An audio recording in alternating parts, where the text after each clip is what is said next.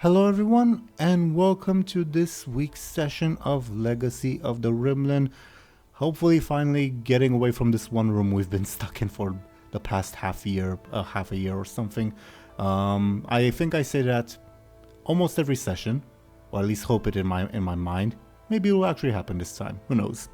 Either way, before we go into what happened last time and what's going to happen this time, as usual, let's have the people who have deigned to join in this adventure introduce themselves and their characters. Dice say that we're going reverse alphabetical today, meaning that we ought to start first and foremost with Show&Tell. Could you please go ahead and introduce yourself and your character? Yes, hi, I'm Show&Tell, and I'll be playing as Anghel, a meat peasant boy who just saved some servants. Yeah. It took a lot of effort. I think I more enjoy the fact that we stuck it to Achilles.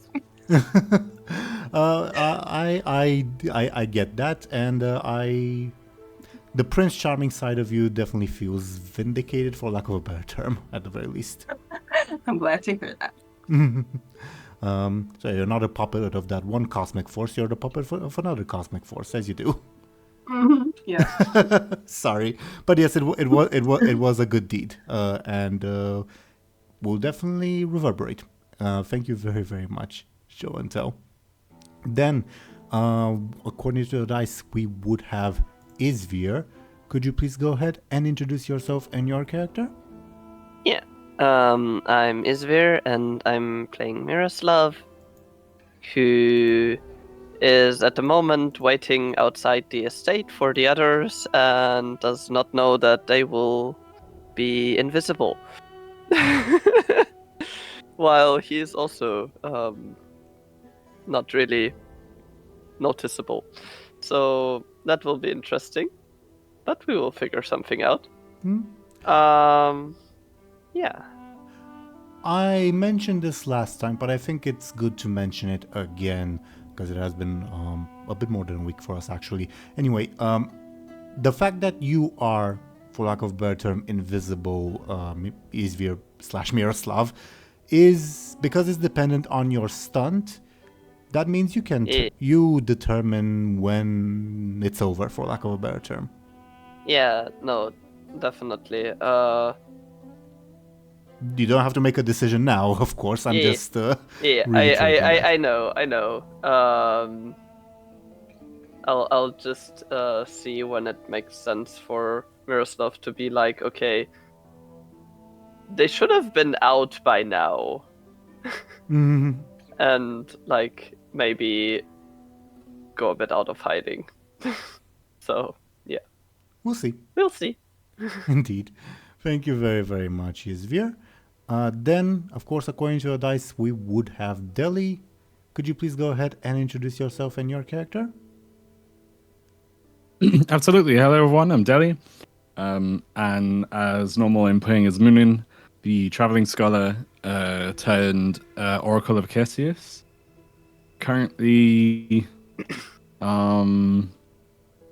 in trouble, probably, with Achilles for letting a certain horse go.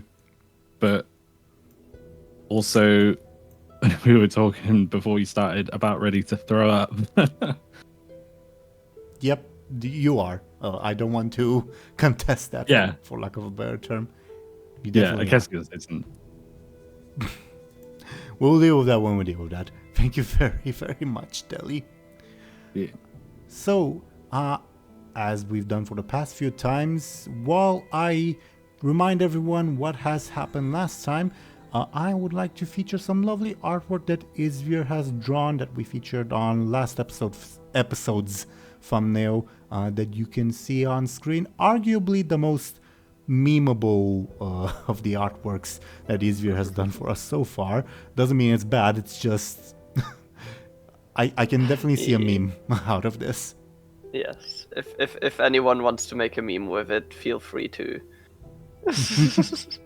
Indeed. Also, while I deliver the recap, Show&Tell, I am going to message you a question in private that I would kindly ask that you not reveal to the others. Ooh. And I would ask that you answer after I finish the recap so that like you have time to think and all of that. Make sense? Okay. Okay. Sure. I have messaged you the question. And feel free to tell me option 1, 2, or 3, or however you want to deliver the verdict, for lack of a better term. Okay? I'm going to take that as a yes. Okay. Oh, sorry. What? I was reading. What do you say? I just mentioned feel free to deliver the reply as a 1, 2, or 3 or whatever, but after I do the recap, if that's okay. Sure. Okay.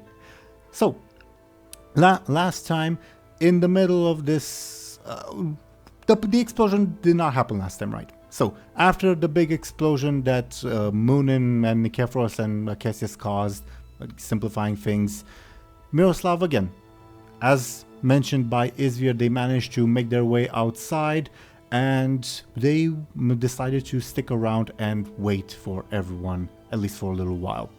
Now, as sort of Izvir mentioned, because they used their stunt, making them unnoticeable by everyone, that means that they are unnoticeable by everyone. This also means that while Izvir was waiting outside, he missed the fact that Rebob also headed outside, and Rebob missed Izvir on that note. But while waiting, Miroslav also noticed some odd things going on, namely that while the courtyard was pretty much on fire, there is a weird pathway through the fire from the estate. Almost, again, I made the comparison with like Moses parting the seas and all that. It does look like that, like very, very artificial, for lack of a better term, and unnatural. Miroslav also noticed the sound of many, many hooves to the north of the estate, and also noticed that, if you guys remember, on the opposite side of the river there were like flags and sounds clearly made by soldiers, well, at least signifying soldiers. Well, Miroslav noticed that those soldiers are now in town and apparently heading to this estate. Now, it will take at least like 10 to 15 minutes for them to get here. Probably enough time for everyone to make a getaway, but they are heading here. And that was more or less Miroslav's side of the story, other than they also spent time patching themselves up. Meanwhile, inside, the group, as per the spell cast by Nikephoros, is invisible, making the killing of the remaining soldiers very, very easy, which Muninn accomplished, but also making the rescue of the remaining servants, harder for Anghel. And we had quite a bit of shenanigans with that. To, I guess, sort of simplify things, we ended up in a situation where, because the servants were unaware they wanted to escape the inferno outside by heading inside, Anghel wanted to push them outside to get them to escape the inferno because he realized the house was going to be on fire as well. Muninn and Nikephoros were wanting to kill the servants, and in the end, Nikephoros killed half of them with a spell, but Anghel managed to save the other half. This is, again, simplifying things. But Anghel managed to save the 3 out of the 6 servants by getting them on top of his horse, and the horse transformed into its sort of majestic Pegasus form and flew them away. But again, the servants don't see the horse, so they think they're just floating in the air, which, as you can imagine, is terrifying. But as to what else happened that ought to be worth mentioning. Oh, Muninn retrieved 2 letters from the pockets of the soldiers that he killed, that he has placed in his own pockets, I believe. They have placed in their own pockets, I believe, sorry. Oh. I said like, oh, like, as in like, oh, that's what, yeah, never mind. Yeah, sorry. I got confused. I confused the soldiers with Muninn, and TLDR, Muninn has 2 letters from the soldiers in their pockets, okay? Anyway. Yeah. Anyway.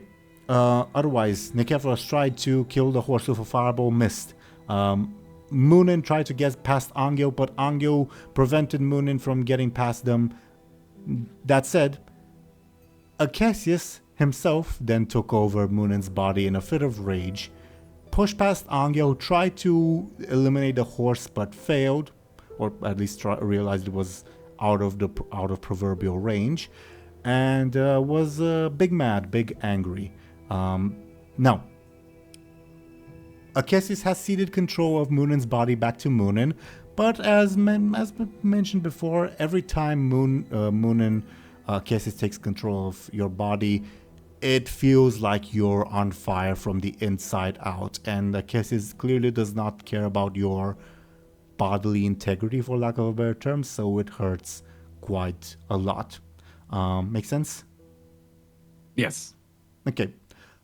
Otherwise, sort of not quite hitting the play button yet, but sort of moving the camera on the current situation.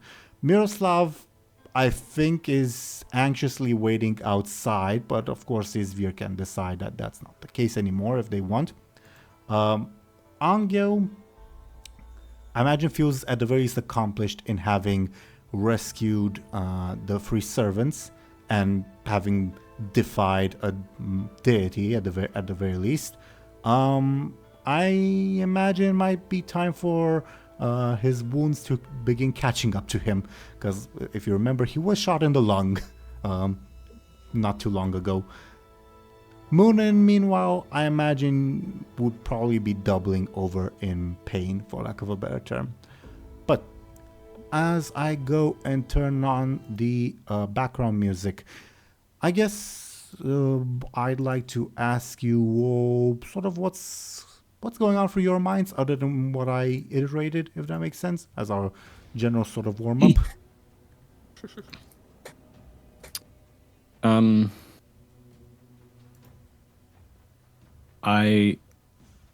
If someone else would like to go first, feel free. But I feel like Muninn is definitely a bit sort of scared as to what's going to happen.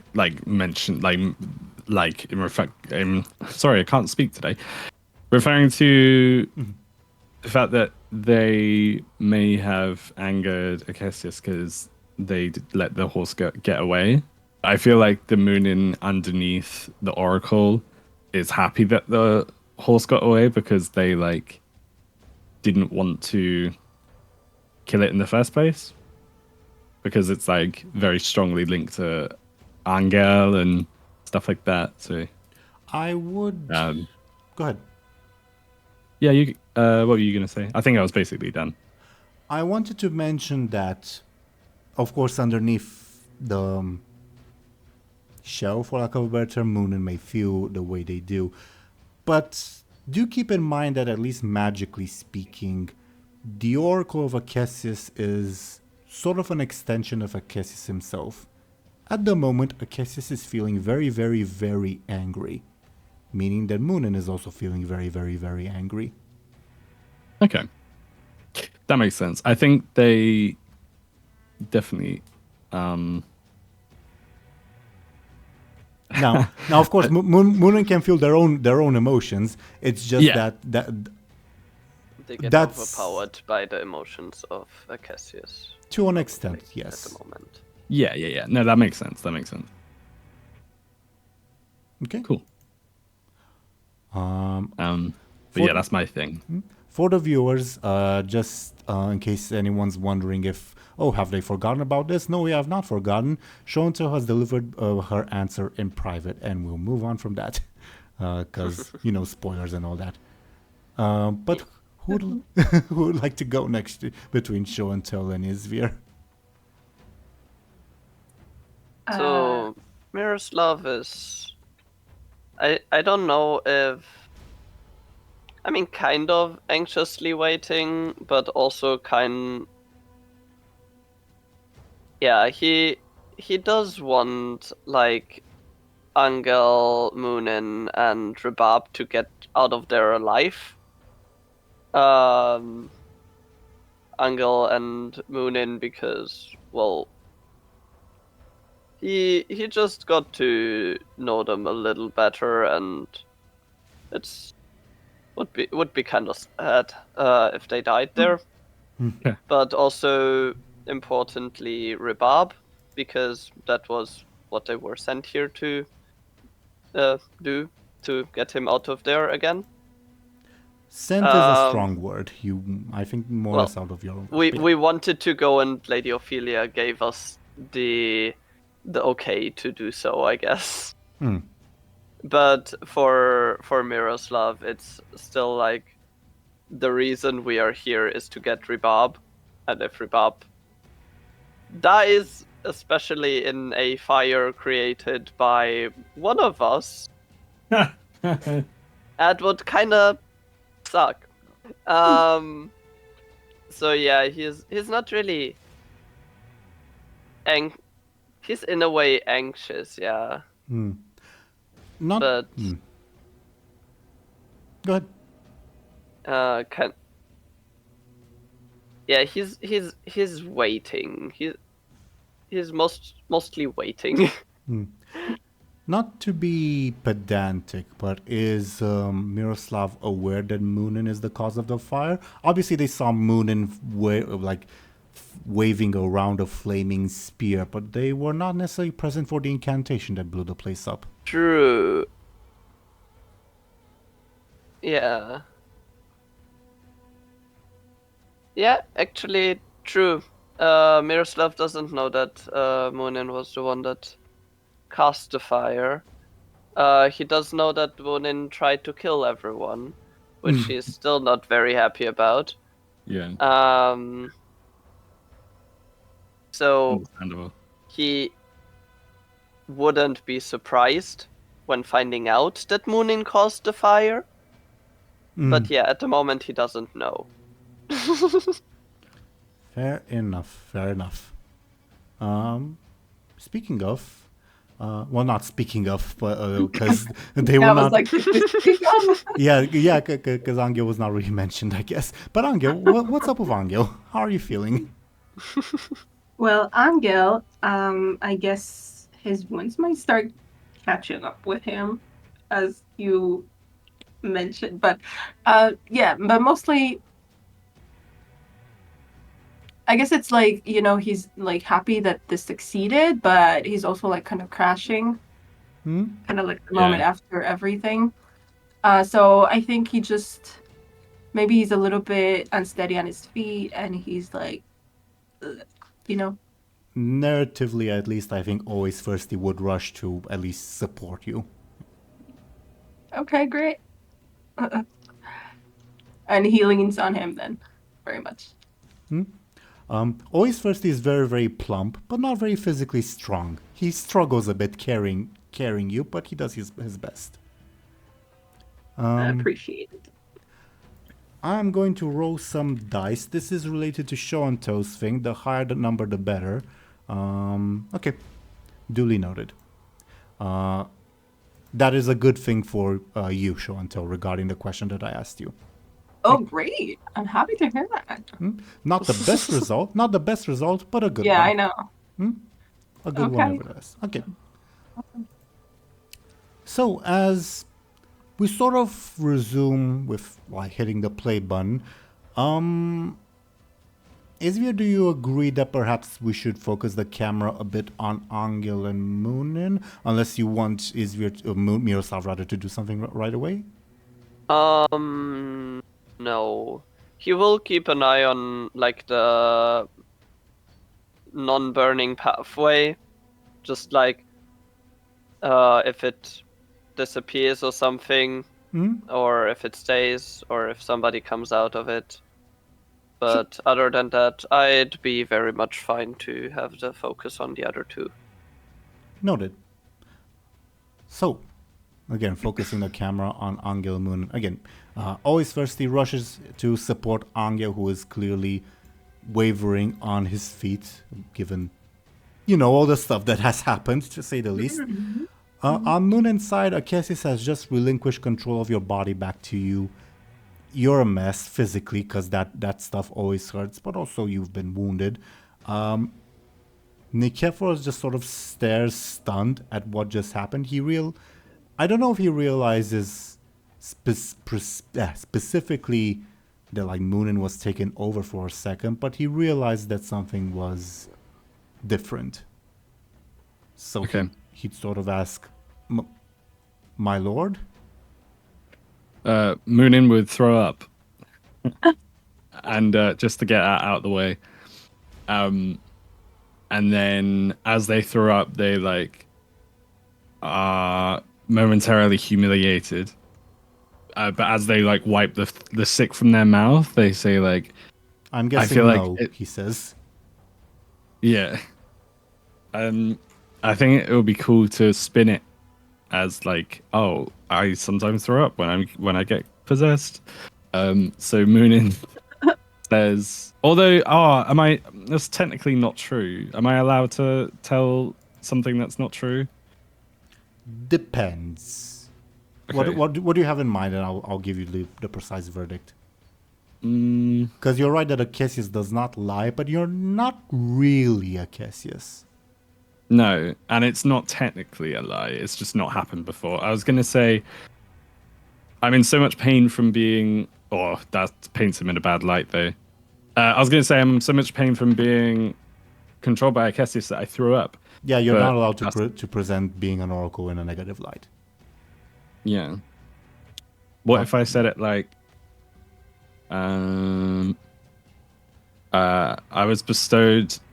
I was bestowed the Cassius's power for a second, and my mortal body is like, how do I put it? Like, not strong enough, basically, to hold it, but obviously not like that, because that still sounds bad. But do you know what I'm saying? Give me a flashy, but if you roll badly, it may have unintended consequences. Okay, there is another way I can do it, but I won't, what's the word? Stray away from rolling flashy just because I don't like flashy. Oh no. Maybe I should have strayed away from it. Sure. I got a -1. I mean, do you want to leave it at that? Yeah, I can, I think I'll leave it at that just because...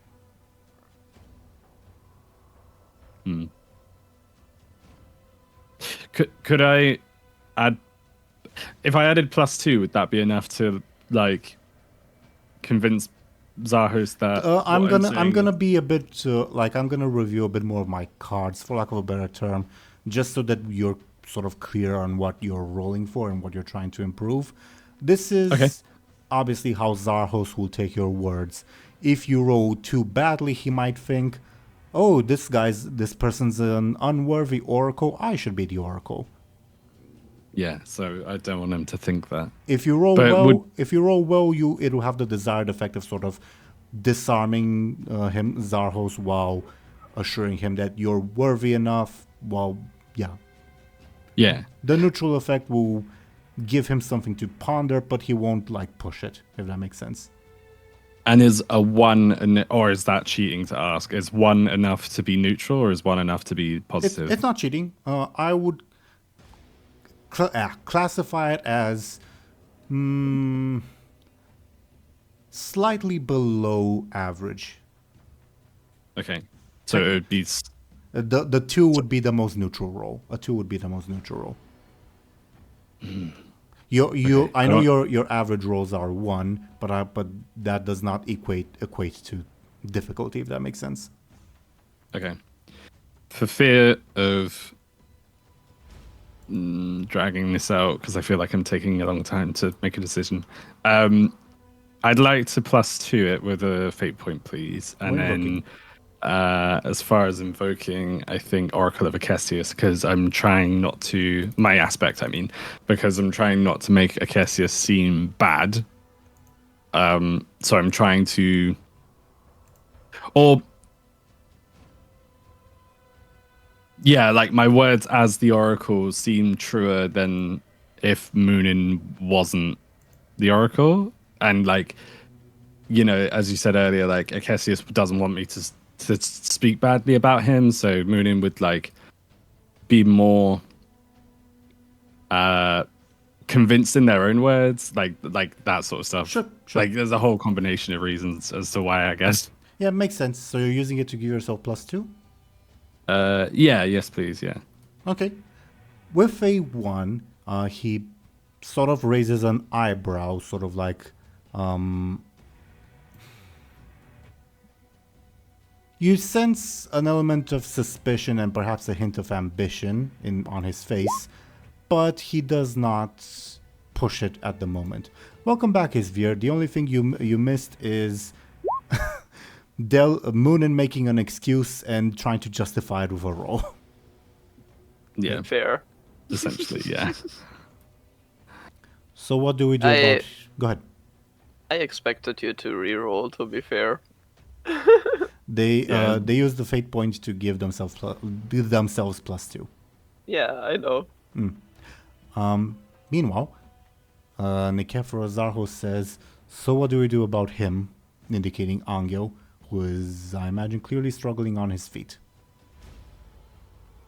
Muninn would say, I don't know what you're implying by asking the question. Is he? I don't believe he's on our side. I can take care of him. You will do no such thing. He is on our side.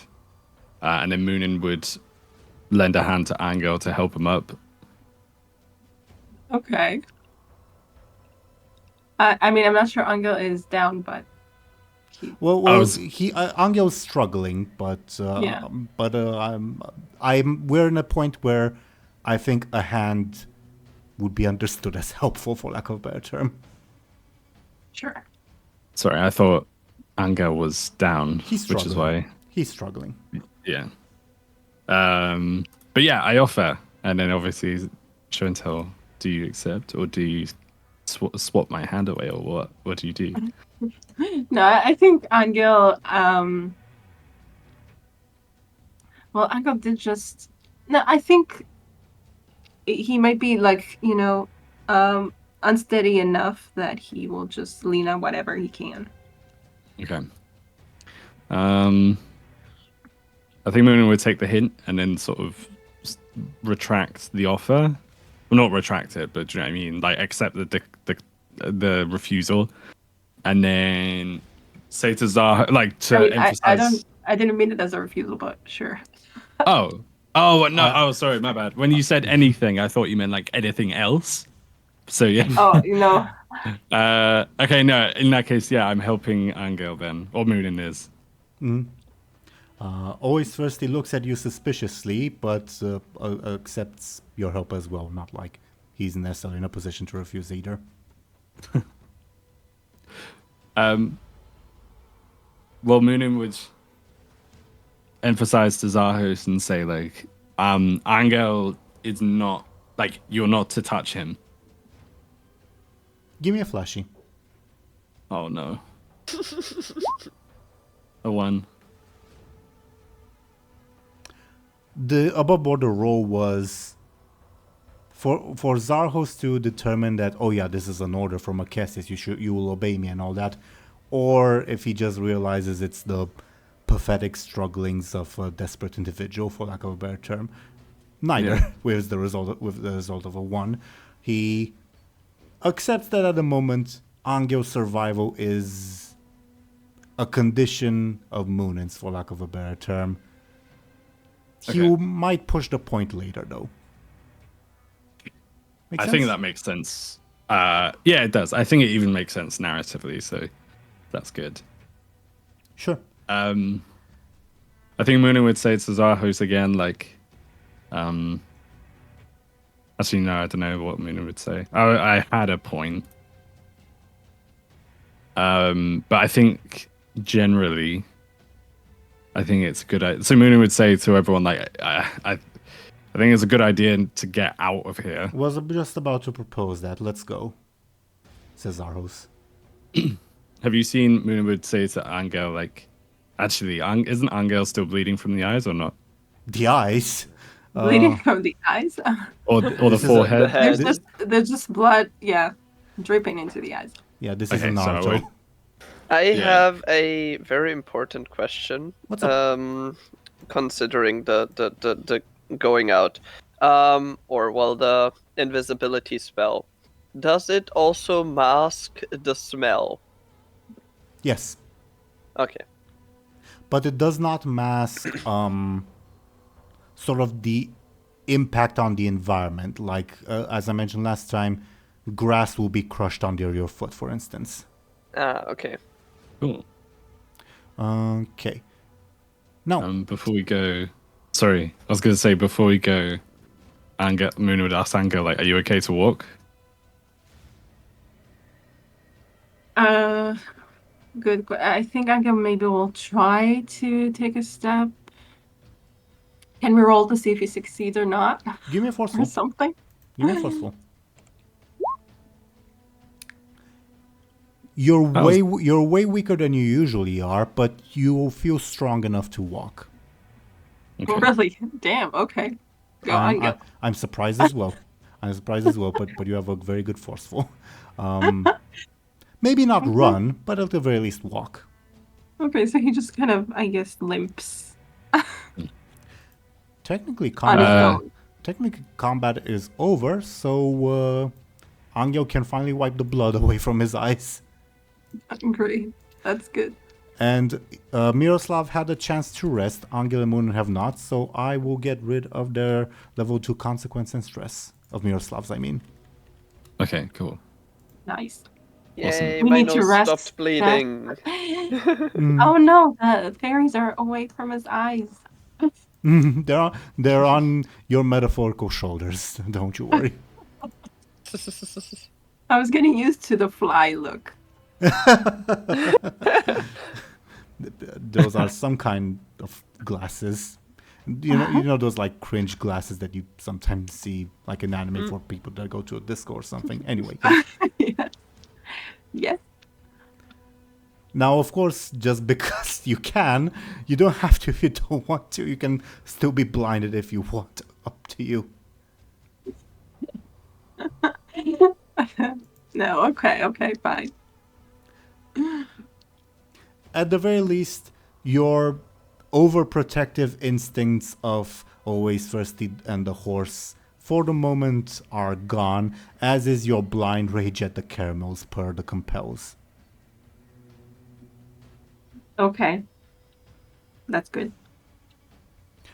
Nikephoros asks, well, we better hurry, or says rather, and begins making, sort of guiding you guys not away from this particular entrance, but rather towards the entrance that he came from. If that's where he's heading, of course you don't have to follow him. Oh. I don't mind doing that. Above board, but... I guess this indicates that you should, but go ahead. Okay, fine. Never mind. My question was, where's Rebob? But we lost track of him, didn't we? Yeah, Rebob left a while ago. Yeah. All right, fine. Speaking, yeah. In that case, are you ready to go, Anghel? Uncle's going. I don't know where he's going. Oh, he's already... Okay.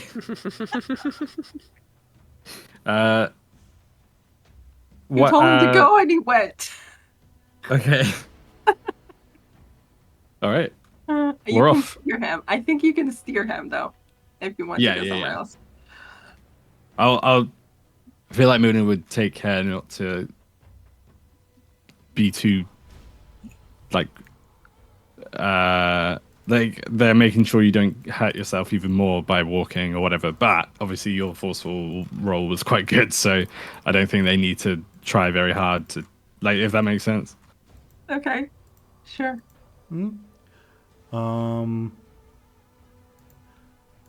Okay, I imagine Angel's not necessarily in a position to remember, for lack of a better term. Yeah, I don't know. Are we talking about the thing? The thing.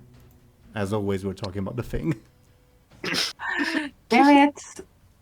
What can we do? Maybe you can stumble over her. Where is she? Just as I deleted her, she'll be sort of in your path as you go. Yeah. Oh, please pick the thing from her, please. I really want to know what it is. Um, Did you say does it she make would sense be what in I our just path said? or not? She would Sorry, be. Shane. She Yeah, would be. she would. Okay, good. Okay, Because the awesome. exit was kind of like a bit lower than where Zahus is right now, and she was close to that, and you were on the other side of the room, kind of, or along the border of it. Okay. So is Anghel going to pick the thing up from her? Show&Tell. I want him to. I don't know if it makes any sense that he would think of that, but A bit of Because I like don't- additional environmental context. Her body's sort of noticeable because it's like it's covered in poop and food. Unlike, so that makes it noticeable. unlike most other bodies in the room, I mean. Okay. I mean, if Anghel, kind of stumbles over her, actually. Yeah. Or Muninn could mention it and say, like, it's a good thing we killed that monster. And then that's the call to action. Oh, wait, she's got something. Because Muninn doesn't know that she's got something. I don't think. Yeah. I mean, would Anghel with think of the that? Okay. stumbling, it could be easier to narrate it. Yeah. Just he could like stumble against her and like hit the metal thing and remember, oh yeah, there was something. Yeah. Yeah, or hit it and be like, ouch, and just kind of see what it is, Works Yeah. for me. Yeah. That's Yay. funny. So I guess Moonin accidentally drags you into the poop as you're, as you said, as they're helping you walk, and you stub your toe on something very metal-looking, and you look down and you see the corpse, and you remember, oh yeah, she did have something metallic in her like side. Didn't feel like armor. Right. So Angel, contrary to, I don't know, actually. Anyway, he bends down, and I think maybe it looks like he's falling, because he maybe is half falling. Oh, easy there, says always Thirsty. And he takes out the thing that has been haunting her dreams And it the last is- few sessions. I feel like, when Link opens a chest, and it's like... There's all that build-up. And the build-up will continue, because this is indeed a metallic cylinder. It looks... Oh, good. What's best to describe it? It looks thin. Then. As in Moonin... flat or just narrow? Narrow. Not flat. Moonin, give me perhaps a clever to try to realize what the hell this is, if you're paying attention. Anghel, I don't believe, would necessarily know what this would be. Though Would I... maybe actually, Anghel might if he rolls a critical success on careful. Go ahead, Moonin. Careful? Yeah, because it's Doing related to clever. remembering something. So should I roll something or not? If you want to. Okay. Careful. Do it. I would like to roll clever as well, but I guess just because Anghel figures it out doesn't mean Careful. Moonin. Oh, I don't. it's not a critical success. Yeah, it's not. Okay, Well, I'm gonna. If I'm rolling clever with my stunt apply, which is like the learned mind thing. Indirectly, but yes. It would. Okay, cool, awesome. Yeah, that's good an 8. enough. It's good enough. It's clearly meant for carrying a paper or a message or something like that. Safely, I Oh. mean.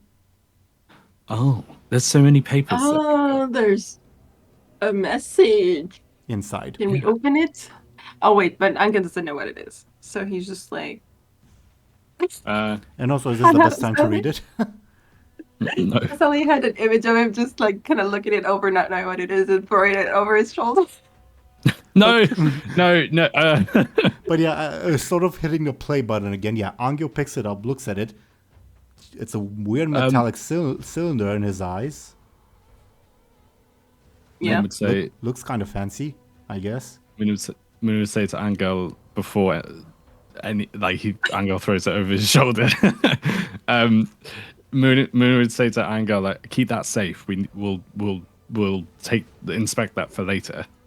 Always first, he will say that wouldn't hold much water. I don't think it's very useful. Anghel just shoves it into Muninn's hand. Does that make sense? Yeah, I think so. Muninn would take it and then put it with thank you, Muninn would say, and then they would and then still helping Anghel, like, come on, like, we need to go. They would put the cylinder with wherever they put the other papers and stuff like that, the letters that they got from last time. Their pockets, they don't have much else at the moment. Oh, that's true, yeah, because I'm basically naked. Shirtless, yeah. Yeah. Well, at least it's a small thing. Yeah. At least I've got pockets. Do you know what I mean? Yeah. Is this some weird innuendo or okay? Never mind. I don't know. I don't know either. Okay. I didn't get it if it is. It would be if I wasn't wearing trousers, yeah. Okay. But so are you guys continuing your flight? I think so. yes, let's get out of here. There has to be some drums, not drums. I don't know, something dramatic going on Sure. in the Yeah. background for us. Almost dramatically on that note as well, if anyone were to look back from your restricted group, you would see the building begin catching on fire and obviously just general destruction happening, sort of indicating that you were more or less kept safe from it. And as you reach the doorway of the estate with Zarhos sort of waiting for you, you see, again, very biblically almost, a very unnatural looking pathway through the fire. Acacius urges you, Muninn, to move through it, sort of to emphasize the idea that you're not surprised by it, if that makes sense. Okay. It leads to the front gate of the estate. Okay, which is the way. Yeah. Okay. Awesome. Muninn would definitely help Anghel on the way through this path. Zahu's behind us as well. No, he's gonna take the lead. Oh, he's taking the lead. Okay. In that case, yeah. I guess. Sorry, just because I've got goldfish memory. Acacius made this path, not Zahu's, right? Or is there a difference? Implied? I guess not. No, because I was just make Muninn. Technically not Zarhos, because Muninn's the one who cast the spell, not Zarhos. So you know. Okay, I was gonna make Muninn say something like. It doesn't matter. I was gonna make Muninn say something really zealous, and say something like, this path was. Never mind. Never mind. I can't think of something that sounds cool, so I'm just not going to say anything. Acacius would encourage you to say it, but keep in mind that this is his current emotion. The one I sent you. I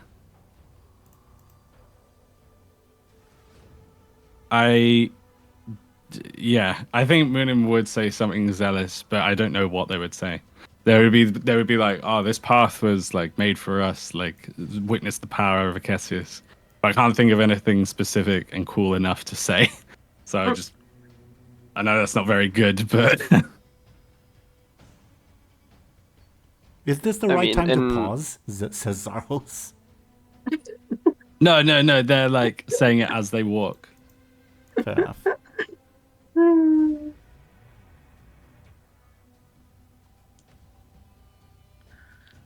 Okay. I was wondering if there would be an Anghel reaction or not, but if not, I'm guessing you guys proceed through the pathway to the supernatural shit happening in front of you. Yeah. Oh, whatever. Yeah. This sort of shit happens all the time. On a day's work and all that. Yeah, exactly. He's used to it. Hmm. Also, his head hurts. I don't know what hurt. A lot of things hurt. Okay. But you have. It's very difficult for you to breathe at the moment, given that you were shot through the lung. But yeah. Yeah. The group of you rushes through the pathway. Miroslav, you said you were paying attention? Yes.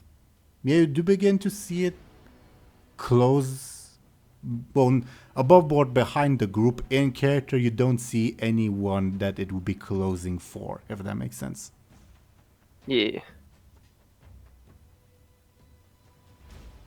But I do see like that there is somebody walking. Do you? You see that the pathway is closing. Yeah. You don't know why. And do I not see like the footsteps? Give me a careful, because I don't know if you'd be paying attention to that.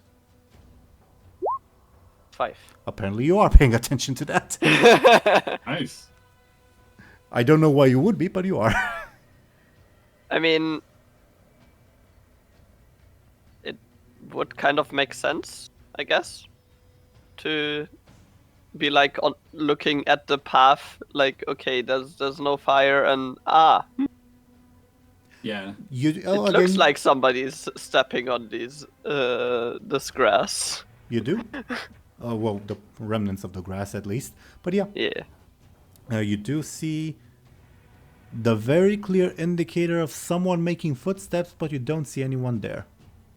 And you obviously are not. We don't see. Sorry, we don't see you though, do we? Yeah. So when Miroslav sees like, okay, somebody's coming out, or something is coming out, he would kind of get out of his concealment, because the only people that he knows that do things that are definitely not normal are these two. So he'd be like, okay, yeah, that's probably them. Okay. For sure. Anghel, Muninn, you see Miroslav. I don't know what Miroslav's doing. Feel free to describe it, Izvir. I mean, he was kind of like Hiding, I imagine. yeah, hiding around the corner or something, and just kind of like steps out of the shade towards the path where they are walking, and kind of towards them, I guess. Nikeforos grumbles something. Feel free to roll careful to hear it. Yes. Oh, Miroslav can't, because Miroslav doesn't see anyone. Oh, I thought you meant me. I'm sorry. Ignore my careful. Yeah. Yeah, I don't think I can. Okay, the careful is 5 today. Yeah. No, I got a 4 though a while back, so. We will not take the 4. We will take a new roll if you want to make a new roll. No, I'm kidding. I was just saying that it's not like there's a glitch. Or Right.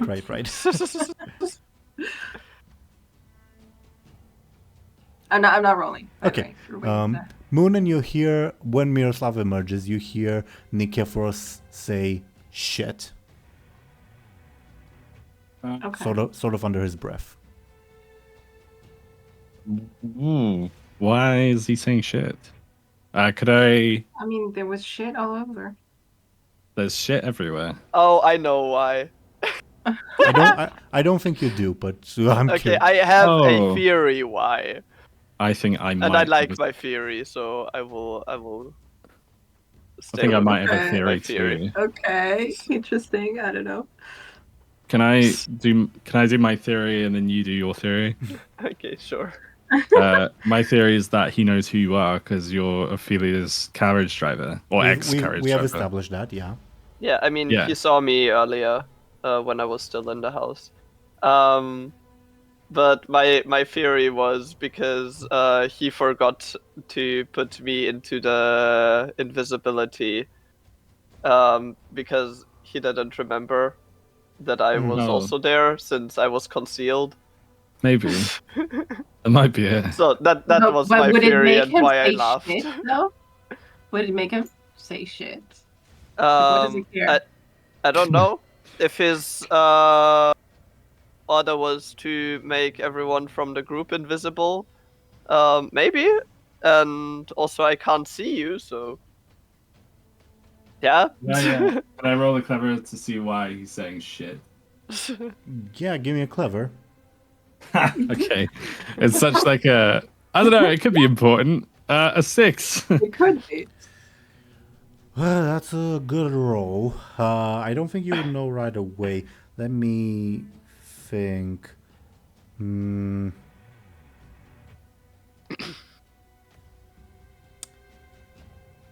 Yeah, only you would also be able to determine this. Yeah, I'll message you the answer in private, Deli, because it's slightly a bit of a spoiler for everyone else, if that makes sense. Oh, okay, no problem. No problem. While you message me that... I messaged you. Okay, I'll read it now.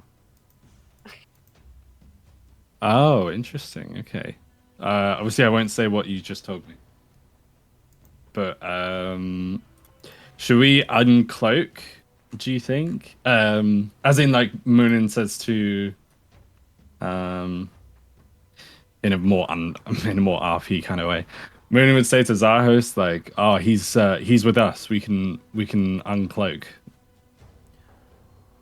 I'm aware, but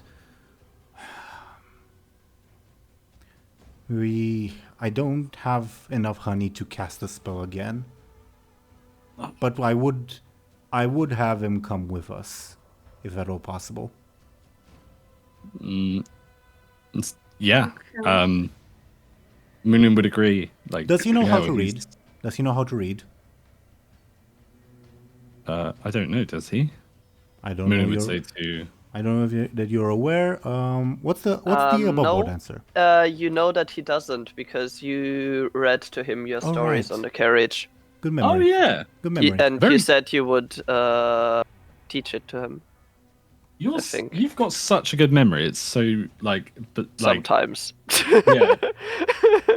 It's just really It's crazy. impressive. It's impressive. Anyway. Muninn would shake their head. No, he can't read. He's just a carriage driver. I was hoping to write something in the dirt for him to pick up.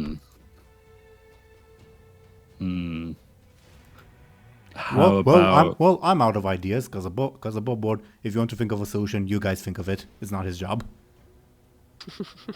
Yeah. How can we send you a message? I guess we could. I guess Muninn would ask, "What's the message?" Just to let him know, that we're invisible. Like, what's... Zarhos would clarify. I was hoping to write in the dirt where I'm taking all of you, so that he can head to the same place. Unlike us, he especially looks at you, Muninn, who as you know, you stink. He says, unlike us, he can be inconspicuous as he was heading through town, but we will likely be noticed. I suppose we could.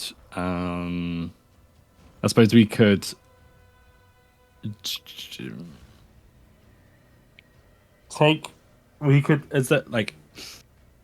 We could probably hold an object in the air, wave it around. This isn't Muninn talking. And do you not Because it think sounds- that the people of the town will find that suspicious? Well, if you... Okay, you're not talking in character. Never mind. I'll shut up. Yeah, because I realize the only reason I say that is because I realize it sounds stupid. You are right though; it does sound suspicious. Miroslav, So from your maybe- point of view, the footsteps have all paused near you and are apparently pacing around anxiously, sort of close to you. From your point of view. I would kind of like with my, I guess, my hand a bit in front of me, so it doesn't look too weird. I would walk toward into the footsteps, so where the footsteps are, to see if I run into them. Oh, sure. Roll a dice. Yeah, you bump into Anghel. Okay. Woo! Yay! It hits. So I guess. Sorry, was Miroslav gonna do something? Because I have no idea. I mean, it was kind of like, okay, maybe they can just since I can't see them, an idea would be that you can basically just either tug him along a bit. Yeah, Because you can touch him, he just can't see you. that's what I was gonna say. Yeah. What was your other thing? I don't know. I was gonna suggest, maybe Muninn would hold out their hand because they've got one free. I imagine they would hold out their hand to hold Miroslav's hand. Do they have a free hand though? They have the orb and the spear, right? Oh wait, what? Maybe they don't have a free hand. Anghel would though, right? I think you can finagle holding the orb, the spear, and half supporting Anghel with always thirsty, but I don't think you can also support holding Miroslav's hand in addition to all that. That's fair enough. Show&Tell, if Anghel has a free hand, could Muninn say to Anghel, or does he or not, first of all? I think so. Okay. Then Muninn would say to Anghel, he can't see us, so you'd have to hold his hand to guide him. Or I mean, it doesn't have to be his hand. It could be. I mean, it's the easiest probably if it's the hand, because the t-shirt would be seen if it's tugged in a certain direction. Yeah. Always first he glances around, realizing that he's perfectly healthy and has free hands, but nobody's asking him for help. Oh, Stacy, do something. No, I'm kidding. Okay, I think, sure, I guess. So he reaches out to grab Miroslav, I imagine. Yeah. I imagine you're grabbing Miroslav's hand. I guess. Whatever's closest, I don't know. Give me a careful, I guess. Oh no. Yep. His hand. Okay, it's a 5 again. Miroslav, you bumped into something human-shaped feeling that has now grabbed your hand. Miroslav, on a level, is very this is very, very weird. But also knows okay, it's probably most likely one of the two. One of Muninn or Anghel. So yeah. He's okay, I will just go wherever this hand takes me. Show&Tell, can I offer you a compel? This is. You can offer. This may be stupid. Your what's the aspect? Not this one. What's your aspect called? Protective and righteous Prince Charming style. Specifically, the Prince Charming part. You've been very heavily injured, particularly due to your Prince Charming instincts. I think you'll probably puke blood on Miroslav. Puke blood. Okay. You got shot in the lung and all that, if you remember. Yeah, but what aspect did you invoke? Your protective and anxious Prince Charming style, specifically the Prince Charming part, because you got very heavily injured due to your Prince Charming instincts. Okay, sure. Okay. I mean, poor Miroslav, but I guess. Yeah. Miroslav, something grabbed your hand. Now the puke will be visible to everyone. You realize that said someone just puked blood on you. Jesus Christ. Oh god. Miroslav looks down on his clothes. Looks in front of him, and is just. I've had blood on there anyway. Okay, great. But tries to at least get some of it off, with the hand that is not being held. Give me, I guess, a careful, Miroslav. Sure. A4. Get some of it off. Can I get a sneaky from you? I'll give you a +1 bonus. Sure. That is a 2, So a three. 3 with the bonus. This will be the 3 will be the roll that people will have to beat to investigate. Wait, why is that person covered in blood? Basically. Oh god. Yeah. I partly compelled Show&Tell for the humor factor, partly for the throwing an obstacle in your path factor. Okay. Of course. Is it safe to say that Fair. you guys finally exit the estate? Finally? Finally. Yes. Okay. Let me put some the updated map on screen to feature the big fire. You head out of the estate.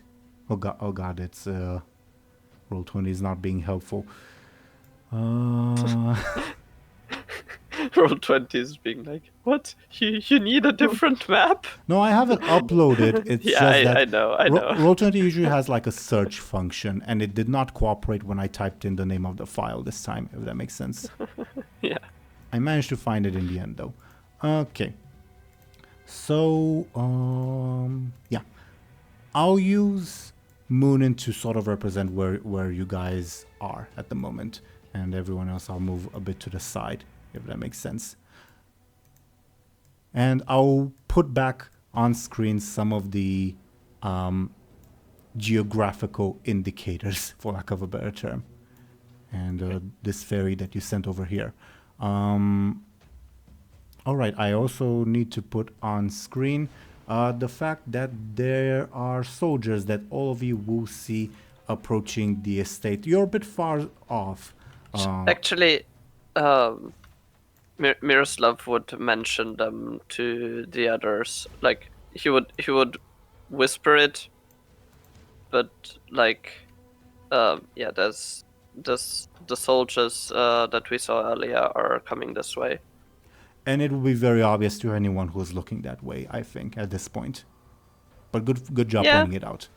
Because sometimes, it's a very tense situation. You may miss the obvious, if that makes sense. Yeah. Okay. Before you stands a big group, a big mob, basically, of startled onlookers just watching the fact that this building, not built, but the estate burnt down. They have not noticed Miroslav yet, but you realize, but I imagine because you're probably behind a few some trees at the moment still, but you realize, yeah, they will probably notice if I just walk out there. You're holding Angel's hand at the moment. Yeah. I'm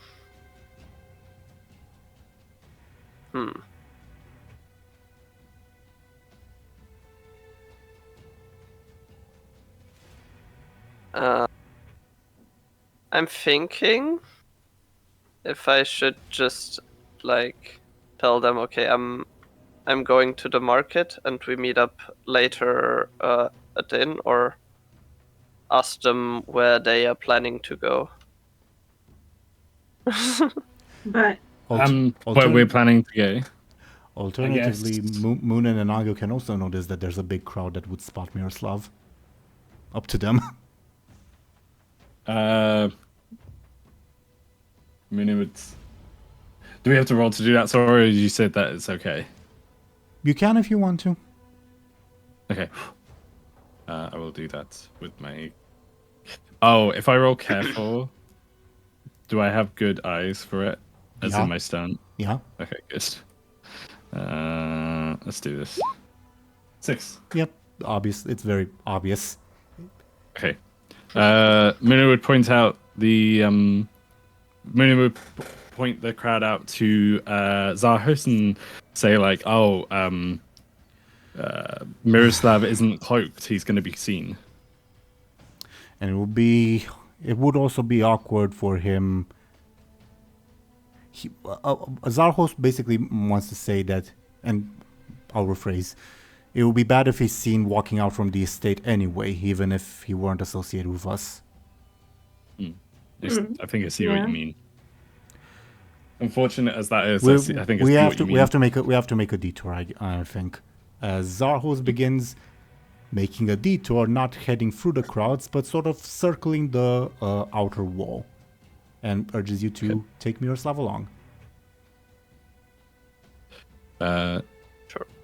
Great. Yeah, we will do that. I guess.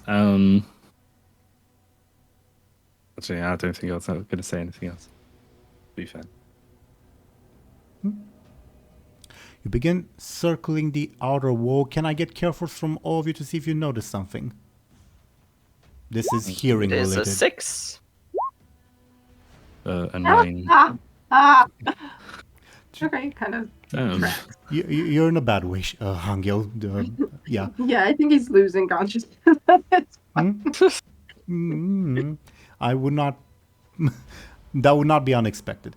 Miroslav, as you guys begin circling, circling along the outer wall to sort of try to make your way unseen past the anxious, for lack of a better term, crowd, the hooves that you heard previously on the northern side of the estate, partly because you're moving in that direction, begin growing louder, and then they begin growing quieter. Muninn, you hear the same thing, and I will message you something from Akesius that feel free to share or not as you will, if that makes sense. Yeah, awesome.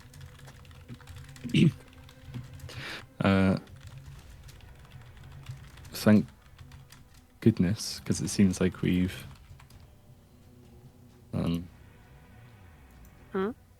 evaded them. Oh my goodness. I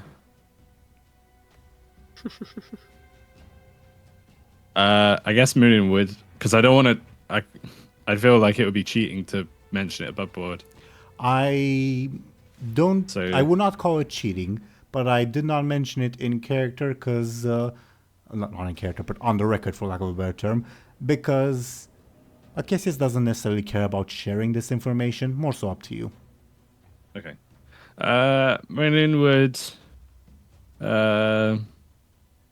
clarify, like, those the sound of those. Obviously, Miroslav can't hear this, I imagine, but Muninn would say, can.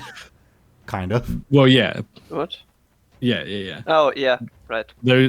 So Muninn would say those hooves were then centaurs sent to dispatch the rest of the stragglers.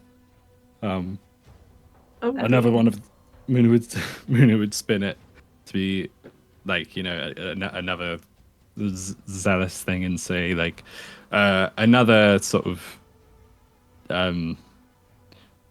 divine intervention. Can I get a flashy from you? Yes. A 2. Too bad they couldn't shoot too far into the sky. Grumbles Zarhus. Muninn would say, "Watch your tongue," because Apologies. like Zarhus. Apologies. Okay. I would like to No, because Muninn's not supposed to know. I was gonna say, I was gonna ask like, well, no, we kind of know the answer. Sorry, I'm literally rambling. I was gonna say like, it's still kind of jarring above board to see Zahos on our side, but we know why that is. So Sure.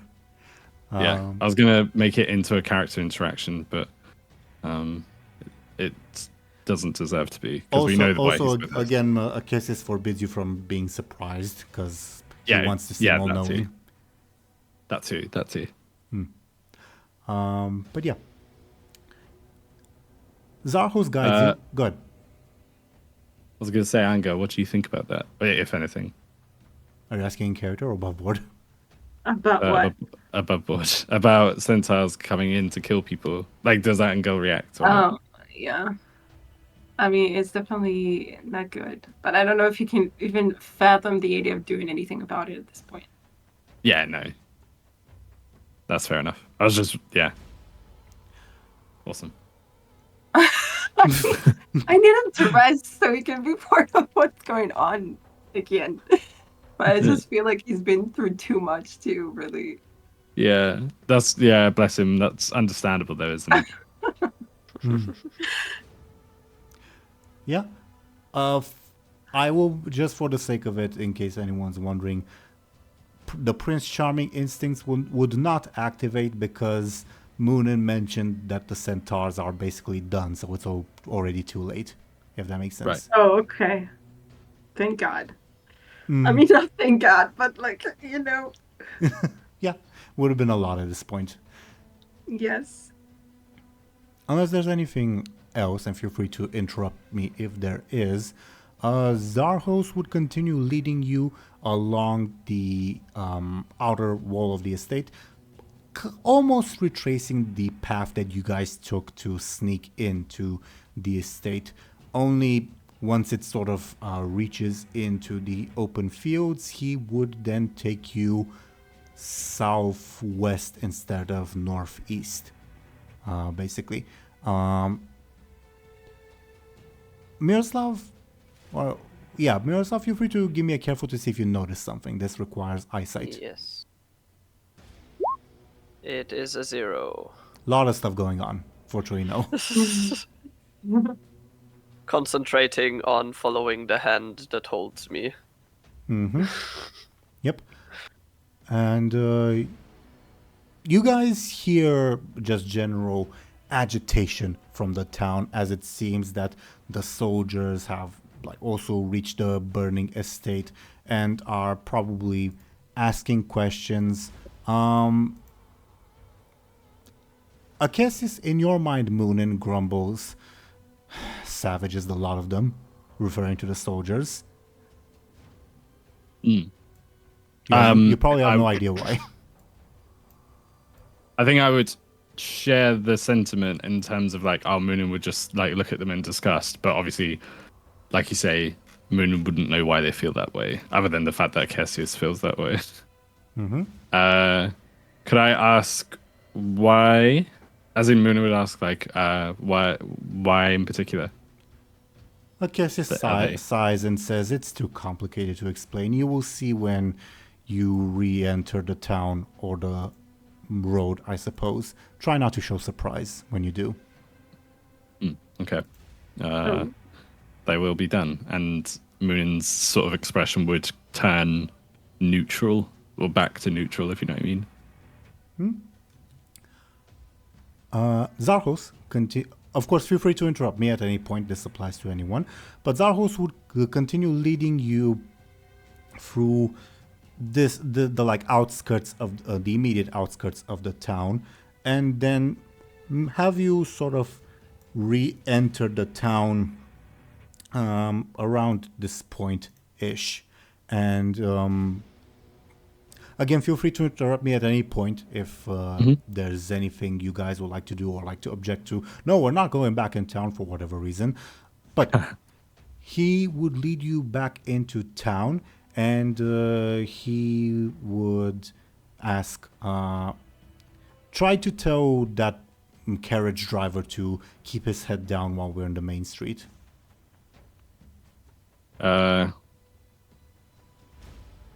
I guess there's no way to do it though. I mean, I think Miroslav would like try to be not suspicious anyway, so he wouldn't walk like with his head held high. He would kind of be his head down, kind of bit what's it called when you have the shoulders to front and down a bit, like it's not the like correct hunch. word, but hunched. That would be good. Yeah. yeah, hunched over, exactly. I was thinking of So- subdued, but that's not quite the right term. Yeah. I But yeah, will- he would walk a bit hunched over, both to not seem like an interesting sight to anyone, and also to kind of try and hide the puke a bit. I rolled a general careful for if anyone sees you on like the outskirts and coming back into town. The answer for -1 is no. There's lots of stuff going on in town. A person covered in some blood isn't gonna spark attention at all. But Okay, great. as you rejoin the main street, all of you will come. This does not require a roll. It will be very obvious. Also, given the fact that there are some people gawking at the sight in a bad way. And the first thing that strikes you is just overall moans of pain. As when you turn the corner and go back into the main street, you see something that you did not see when you first came through along on this main street. Individuals, people, impaled on spikes, for lack of a better term. Oh my Oh. god. Boy. At the moment, they're still alive, though they certainly wish they weren't. Holy shit. If we weren't trying to keep our heads down, I'd say, what the fuck? Like, get these people off. The work of the soldiers, says Akesius in your mind. Oh shit. Why? Holy fuck. Did we know why? You do not. Oh, we were supposed to hear that? Okay. To hear it? I don't know what you mean. I'm sorry. No, I mean like what I guess you said to Muninn.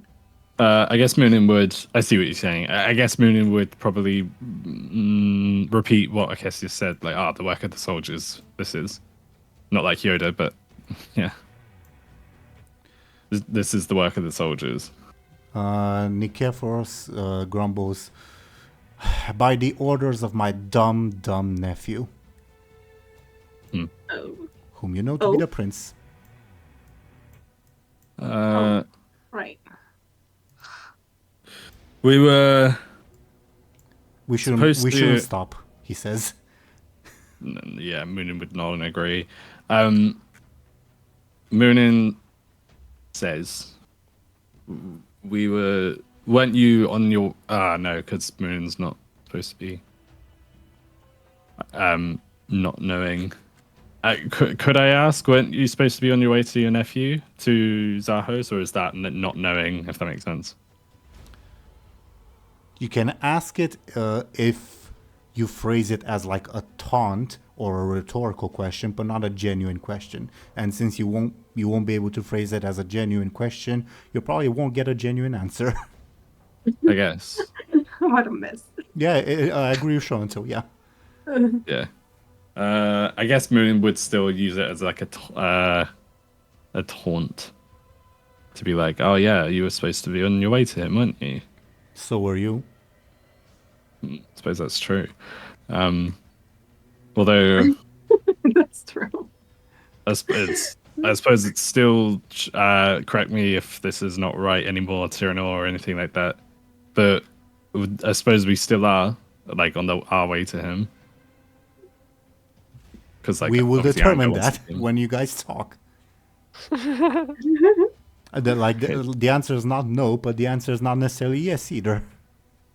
You probably are headed that Wait. way, but who knows? Right. above board, just for a bit of like lore context, for lack of a better term, impalement is not an unusual punishment in this country, but it is exceptionally cruel. Like, only an especially cruel prince would order people to be impaled.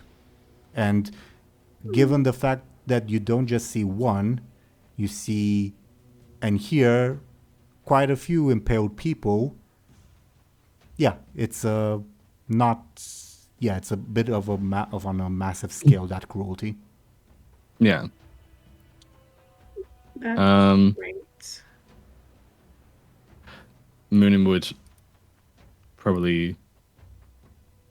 Like, I'm trying to think if Anghel's like aware enough to. My instinct would be no, but you can do however you wish, Show&Tell. Yeah, just to like to ask why this. Ask, I don't know, whatever. Like to understand what's going on here. Yeah. Yeah, why has this happened? Sort of thing. But who is gonna ask anyway? I don't know. Whatever. I guess Anghel could ask. Even if it was rhetorical, like, why would this happen? But he would have to use his hands and whatever. I don't know if he can do that. Right? Yeah, I suppose that's true. Miroslav can ask if he wants, I guess, but he's not going to get an but answer. I don't hear anything you're talking exactly, about. Exactly. But you do see the impale people, yeah. Yeah. He would like at least you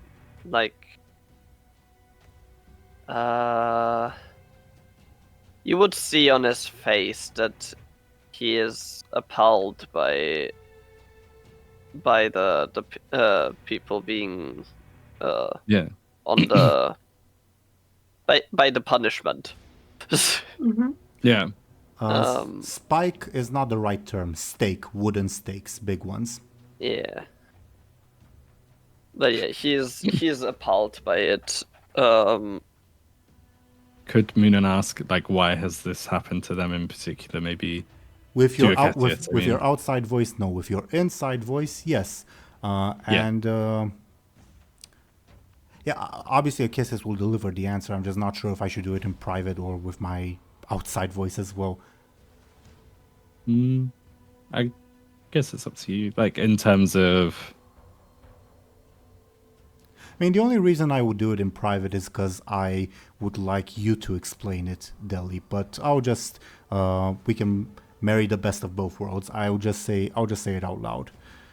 Okay. The prince hopes to demonstrate his authority by having a very public celebration ahead of his wedding. When you rejoin the road to St. Paris, you see that those soldiers have impaled prisoners of war along the entire road to the city. Okay. That's pretty savage. As a spectacle and to demonstrate his power. Foolish. Yeah. Yeah, Muninn would probably emphasize the end bit where it's like so foolish. Like such a waste of life. And such a... I don't know how to phrase it other than like such a insecure like way to demonstrate power. Like it's almost like it reeks of insecurity. Like, do you know what I mean? Mm-hmm. Nikephorus will agree, though not in the way you would hope he will, by saying, yes, all those prisoners would have been useful. Now they're just dead, and worse, that would certainly anger their home country. Yeah, you're definitely right on that last point, to be fair. You know, he doesn't seem very diplomatic. We should go. Prince, does he?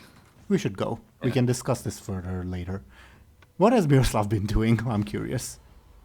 Have we been standing still or have we been walking while you were talking? Standing still, because walking would require me to do another careful roll to see if you're noticed. Okay.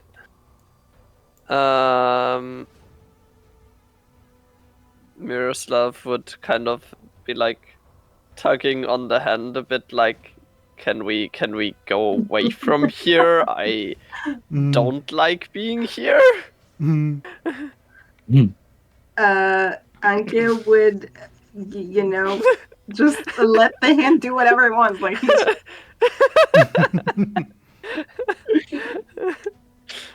The hand you're he's holding, kind of, he's woozy, so it's like, Miroslav, the hand that's holding you seems a bit limp. Yeah. You're not sure if like because of shock, because of wounds. Yeah, you're not sure. Because of blood that he just puked.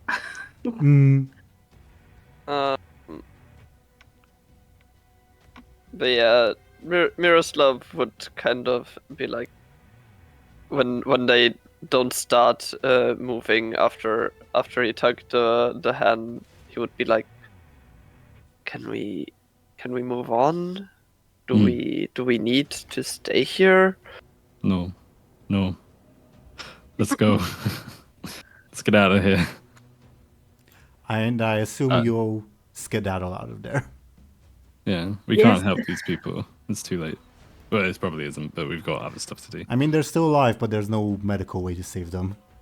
Right. Yeah, and also, you are invisible, and I'm trying not to be seen, so... Not that note, as you emerge into the main street, I'll do a roll to see if Miroslav's noticed. Yes, that with that roll. He is? Oh no.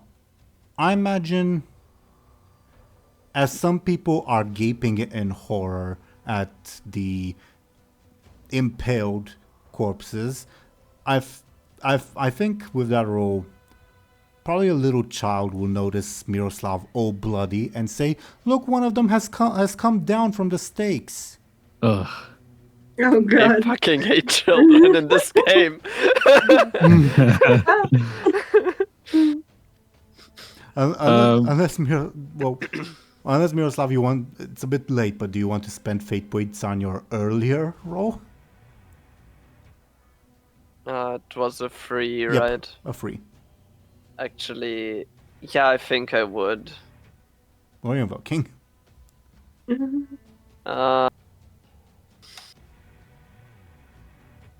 Let me see.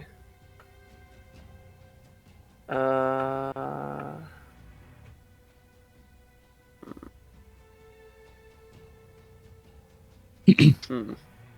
is a good question. Because, wait, it has to be one of the aspects, right? Yeah. The advantages no longer apply. You're nowhere. Yeah. Yeah. That's why. Yeah. That's why I asked. I'm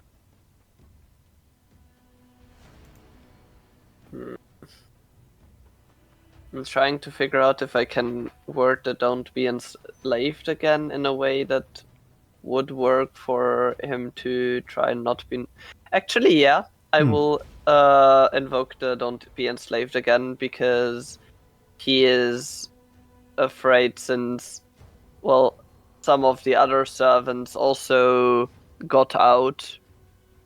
He would be seen as a servant of the state, and they would make him go back there and basically go back to being a slave. So, yeah. Okay. That would be... Okay, I think you almost argue a bit more for the opposite side, but I think it works. Okay. How do you mean? Doesn't matter at this point. Okay. 5 to a 4. Yeah. Kid either doesn't notice you or doesn't pay attention to you. You're able to make your way past, as obviously the town is mainly focusing on the devastation of the former Palace estate. Palace is the name of the guy who owned it. And obviously the impaled people, so they're a bit too busy to focus on you. Anghel, can I get a careful from you to see if you notice something? It's related to your hearing. Okay. You're very close. The difficulty I had in mind was a 5. Well. Do you Do it. do you want to invest in it, or shall we leave it at that? Should I? I think I should. Right? I don't know. Do it. Okay, Do it. so I'm going to hearing. Oh, sharp of a hearing. That's it. that's yeah. Although, funnily enough, your other compose says that you are not sharp of hearing for 2 days. I know. Yeah. That's right. How do we work that? I don't know. I guess it works out by me raising the difficulty, but if you get a 6, you get it.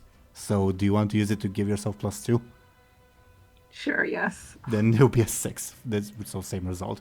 Okay. You're not sure if you're just being delirious or because, of the stuff that's been happening. But as you're being carried, you hear a familiar voice in the markets sing, "A willow for my willa." Oh my god, yes! Okay. Anghel, I think, stops as soon as he realizes that he heard that. I think it takes him a while to realize what he heard, but then he stops. Muninn would say, "What's the matter, Anghel? Are you?" And he looks toward the sound, I guess, the markets. Miroslav wanted to go to the markets anyway, right? But then he Yes. said Yes. Izvir, above what Izvir, do you know whom Anghel has noticed? Just so, so that I know if I need to explain it to you. No. I have no idea. It seems to be Angel's future brother-in-law. Oh. Okay. Oh yeah. For simplicity's sake. Yeah. yes. Hopefully, if we say Willa. Yeah. Muninn, I guess, can I get a careful from you to see if you understand what Angel's referring to? Yes. I got a 4. I'm going to refer to something? I mean, I'm going to explain something? I thought you did, but I could have been mistaken. So we'll ignore that. I mean, he just stopped. I don't know. We'll save that roll for later then, I guess. I'm sorry. That was my mistake. I think. Oh, do you know what it is? I think it might be because. Like it's just that Anghel turned toward the sound. Maybe that's what you meant. Yeah, I think I got and confused. then Muninn asked before, Right. like, "Oh, is everything okay?" So Yeah, Anghel hasn't responded yet, technically. With a 4, I can tell you, because you're a bit far away from the markets, you do hear a voice singing from the markets, which is bizarre, but given the fact that the town's on fire and people are impaled and all that. It's bizarre. What the fuck is wrong with this guy? Yeah. Muninn would ask again, like, "What's wrong, Anghel? Like, why are we stopped?" Anghel just, I don't know if he Whoops. really answers so much as he starts walking in the direction of the sound, I think. Stop him, says Zarhos. Anghel, What? wait. Stop him, right? Miroslav is just walking with Wherever Angel's going. I was still holding hands. Okay. yeah. Then, you're going to get a family reunion. Maybe, I don't know. I guess if you're walking off, Muninn would ask, like, "Where are you going? Like, we need to be careful here." Not objecting to you going anywhere above board, obviously. Zarhos told you stop him. Overboard. Yeah, Anghel doesn't give a shit. So, Okay. either go with him or you don't. To show that they're not completely ignoring Zarhos, I guess. I messaged you something, Deli. That might influence your decision. Oh my god! But that's not a demand. A demand. That's just. I would ask that you not say it out loud as Deli. If Muninn finds a way to say it out loud, we can talk. Okay. In a very natural way, Muninn would say, like, Anghel, wait, you're gonna get yourself killed. Like, stop. Anghel, I guess waivers. What do we have at the market? Just people? Probably the soldiers as well. The soldiers are not at the market. From what you can see, it seems that you have a clear path towards the market because a lot of people have vacated to gawk at the fire, basically, and at the impaled people. That said, that doesn't mean that there will be no one on the market, if that makes sense. Yeah. I mean, I guess maybe Anghel wavers a little when it says that, but then he continues anyway. No, that's Muninn doing that, by the way. Yeah, I get that. That's fine. You can do it too if you want. No, I'm not. I do want Anghel actually to speak to this guy. Muninn would scoff and say to Zahus, like, he can't be seen, so I mean, technically, he should be fine. Good point. Also, Joseph won't. But Ophelia's carriage driver will be seen. He can wait here, like, and then Muninn would say to Anghel, like, let go of his hand at least. Okay. So yeah. And then, because obviously Muninn's not helping Anghel up anymore, I guess Muninn would pat Miroslav's shoulder twice to be like, stay put. Whether or not Miroslav interprets that correctly or not is another thing. But we don't have time for this circus, grumbles Zarhos. Miroslav would just be very confused. But does Anghel let go of his hand, or? Yeah, it does. How would he interpret letting go of hand and then getting patted on the shoulder? I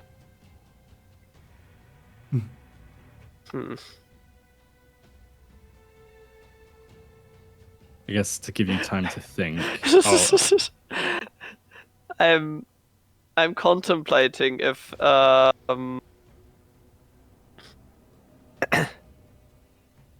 if he would interpret it as go off or stay put. But yeah, I mean, can't say your thing and his hand. Huh? Instead, can't Muninn just take his hand instead or something? Yeah, I was kind of wondering why Muninn doesn't do that. I guess I could do that. Okay, we don't want to. I didn't think of that as like because I wanted to go with you as well to see what the hell was going on. Oh, so that's why but I don't want to leave. I also don't want to leave Miroslav and, by extension, I guess, Izvir out of this. So I guess right. I guess Muninn would take Miroslav's hand and just be like to kind of make him stay put. And then Muninn would say to Anghel, where can we find you if we like Muninn would say to Anghel, like, we'll catch up with you, but whatever you're doing, it better be worth it. Zarhos will say out loud, like, finally revealing the destination in case like Anghel gets forever separated, for lack of a better term. Mira says Zamfir's estate. Awesome. Does Anghel know where that is? I believe in a previous session we've said where that is. That's why it's on the map. Fair enough. We talked about this for some reason. I don't know. Maybe what's his name? Abdul works for. I don't know. Yeah, Abdul works for Zamfir. Yeah. Yeah, that's why we mentioned him. Okay. Okay. I mean, I don't know if Anghel's like whatever. He's gonna get somewhere, I guess. if all else fails, we can find you later. Like Muninn would say to You'll probably find it passed out somewhere. yeah. Maybe. Muninn would say to Zahos, I'm not joking. If he doesn't find us later, like we're gonna go look for him. Why does this boy have such a prominent spot in Acacius's plans? I don't understand. He's done nothing but get in our way. No. No. Muninn would say he's important to us. Acacius as he is important to me. So losing him or him losing his life is just not an option.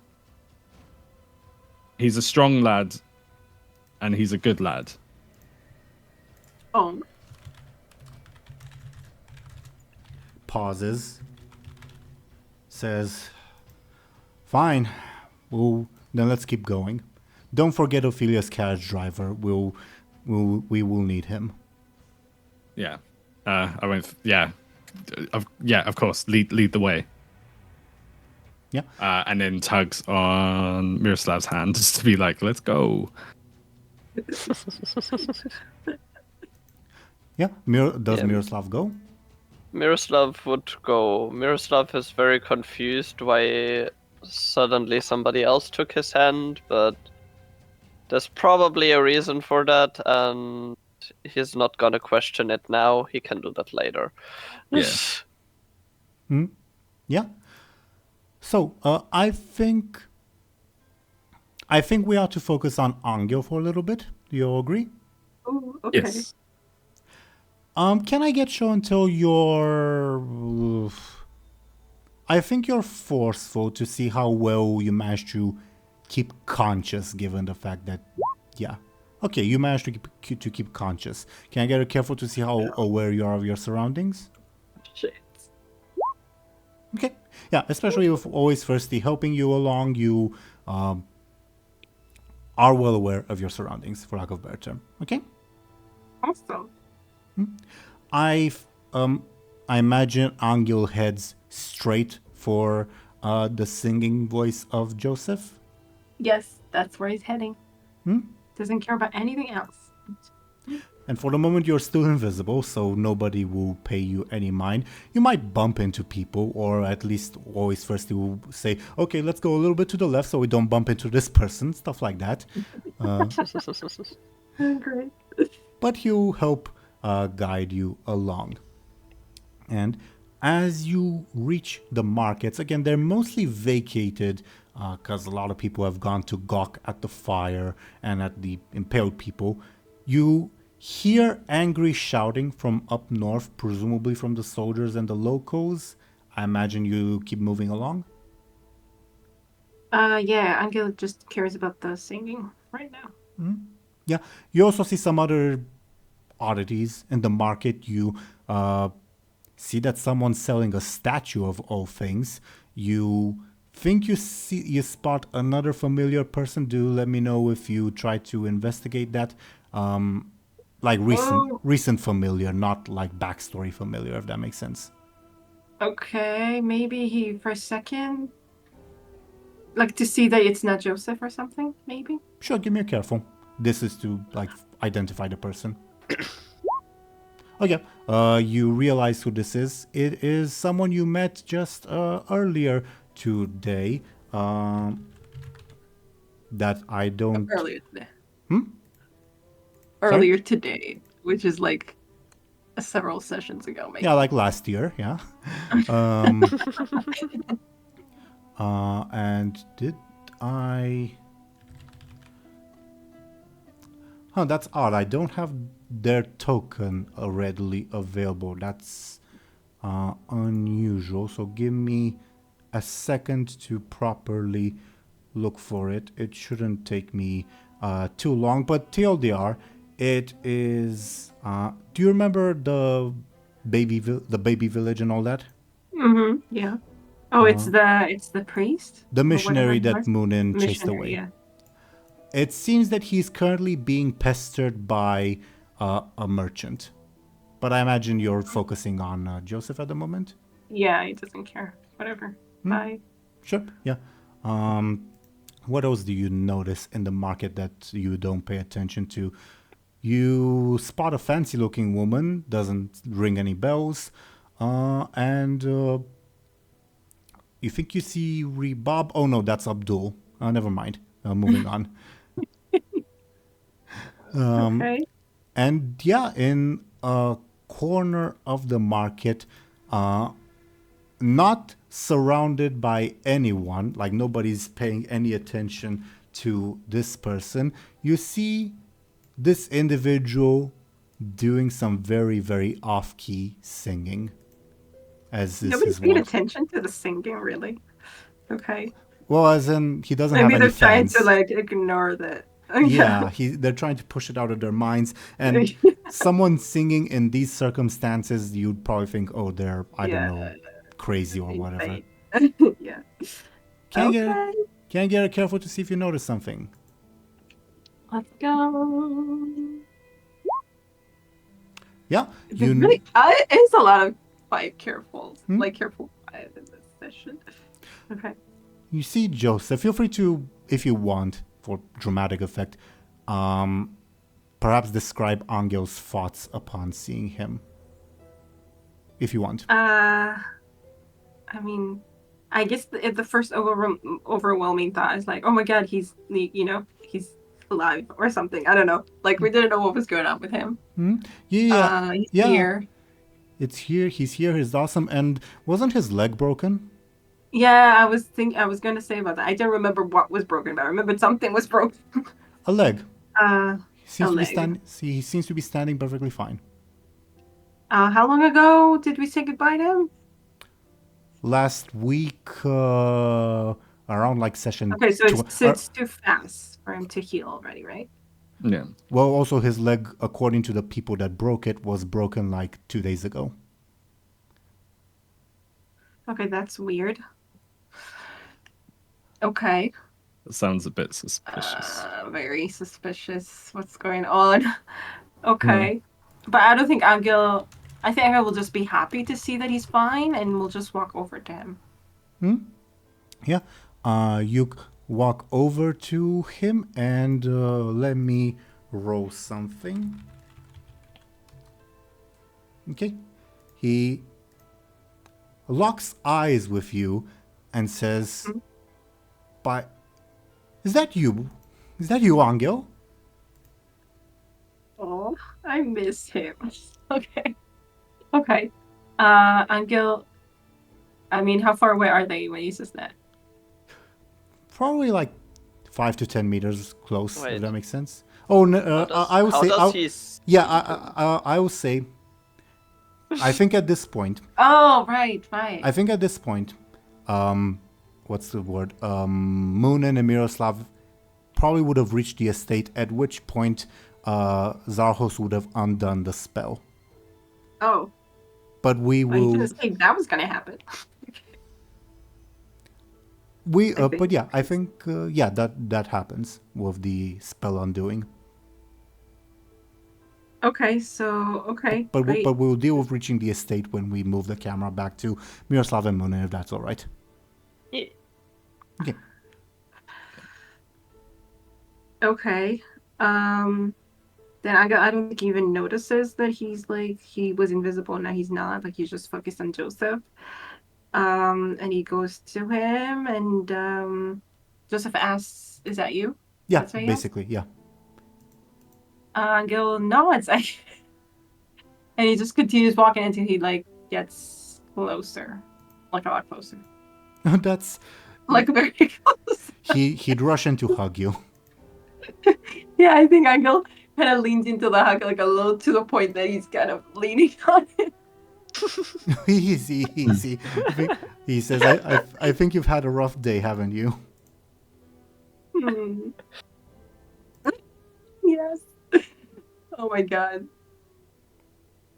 Yeah. Okay.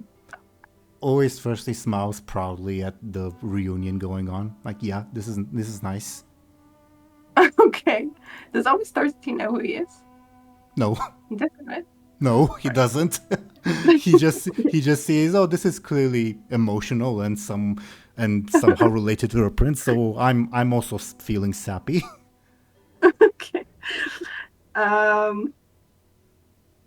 Okay. And I guess maybe Anghel takes a moment, and then he manages to regain his balance a little. Sit. You're not. I think it'd be better if you sat down. Joseph says. Yeah, sure, that will be good. Yeah. Is there somewhere to sit? The ground. Okay. Then I guess he just falls to the ground, sort of. Like, not falls exactly, but just kind of down. Yeah. Tries to sit down and then kind of halfway collapses. And how, Show&Tell, Yes. in this state, how does Anghel deal with Joseph transforming into a giant bird and taking him away? Oh. Oh no.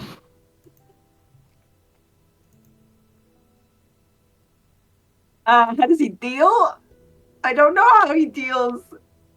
As in, what should we roll for the dice? So, as Joseph sits you down and you begin the process of lying on the ground, you hear and probably see him visibly and quickly transform into a gigantic eagle. Oh my god. Not gigantic Why is to this happening to me? Okay. not gigantic to the point of like bigger than a building, just big enough to carry a human. Okay. And he Big enough to carry. That's pretty big. Okay. Yeah, it is. And of course, feel free to interrupt me or react at any point. But as he transforms, he picks you up in his claws, or at least tries to. I think Anghel will. I think first is in shock. Like, I'm considering whether Anghel is just too much in shock to do anything, or whether he should try to struggle at least a little. Maybe he tries after the shock wears off. Yeah, this is the icon I had in mind. It's not so impressive. So No, Joseph, don't go. So sad. Okay.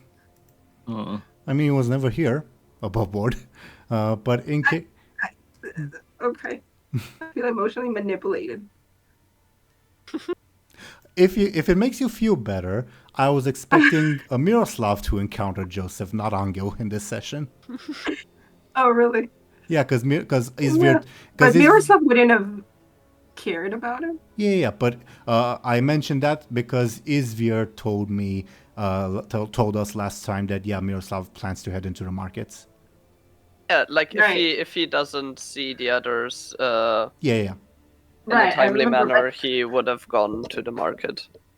But he wouldn't have cared about Joseph. Like, he wouldn't have done There anything would have to- been things pointing him in Joseph's way. Let's say, and I imagine at the very least, definitely, I imagine your reaction Also, as in I'm not Show&Tell's sure. reaction. Go ahead. Yeah, I'm not sure if like it's Joseph or it's someone that takes the shape of Joseph, and then, I mean, obviously, but then maybe it would have taken another shape or something for Miroslav. I don't know. Unless it's targeted at Anghel. I don't know. what's going I on. cannot answer Okay. that question. But yeah. I'm just thinking out loud. No. So Joseph, before your eyes, as you were laying down, transforms into just this gigantic bird and tries to pick you up with his claws. Always first he screams in surprise. What does Anghel do, if anything? So like I said, first he's in shock, and then he tries to struggle a little, I think. I think the bird manages to take him in her claws or whatever. Unfortunately, at first. But then Anghel tries to struggle? I don't know. Yeah, give me a force, please. The bird got a 10 and you got an 8. Damn! The bird got very lucky. What the hell, bird? That was so close. I'm kind of like curious where this bird is going, but it's probably not a good thing. It's probably not a good thing.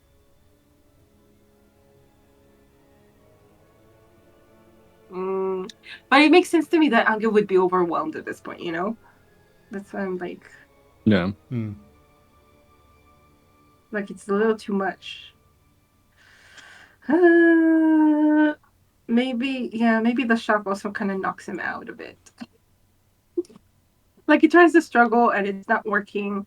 And he tries to struggle really hard because he got an 8. Right? But the bird got a 10 somehow. Yeah, and the bird is just too strong. So, I don't know, but I'm going to let Anghel be kidnapped. It's not a good idea. Anghel is But I feel... Go ahead. Yeah, I feel like, I don't know, like it's just how it is. For now. Ugh. Is Anghel currently unconscious, as you mentioned, or? I mean, I'm maybe. I think it makes sense, but I want to leave it up to you. Yeah, I think it makes it. He needs to rest like desperately. That's why I'm like, yeah, maybe. Oh, a Let's go with that. small caveat. You actually got a 9, not a 10, because of the prayer bonus thing. Oh, yay. Does that influence your decision of trying to improve the roll, or are we leaving it at that? God damn it. I'm just curious where this bird is going, like who he belongs to. But it probably belongs to whatever his name was that we haven't seen forever. Pyramided. I don't know. Or something. It's probably really stupid to let Anghel get kidnapped, but I just feel... I don't know. If Anghel manages to break free, will the bird just let him go? Probably not. But feel free to give me a clever, I guess, and I can give you a hint. Okay. If you roll well, obviously. Mm-hmm. The bird probably doesn't want a prolonged public struggle. Okay, this bird is very... I don't know. Like, it has opinions. I don't know what to do. I should fight for Anghel to not be kidnapped. Fine. Let's try to add a 2. What are we invoking? Maybe the fact that his family was kidnapped, so he doesn't want to be. Makes sense, yeah. That definitely makes sense. Yeah. Sure. Okay. You, I think for the moment, struggle out of this thing's giant claws, and it says, "Be still already. You've already ruined my plans by showing up here. Let me get you already." What? Dude, shut up. It is your proverbial turn. Okay. Anghel doesn't let him get him already. I don't know what it is. And he tries to, I think, I mean, he managed to like slip away from the grasp or something, right? Mm-hmm. So he tries to crawl on the ground away from the bird. And in terms of game mechanics, would you classify this as perhaps an advantage? Sure, yeah. Sounds quick or maybe careful? I'm leaning quick, I guess. I don't know. Quick, we have 4. Careful, we have... Oh, no, wait. What am I? Quick, we have 1. Okay. Careful? Sure. Okay. There should be an... I think it is enough for 1 charge. Okay, great. There should be, how do we call these things? Like the Advantages? sneaky quick Oh, approaches. approaches? Oh, right. There should be a desperate approach. Mm. Doing things desperately. I think it happens a lot. Well, lately at least. Do you have a name for your advantage?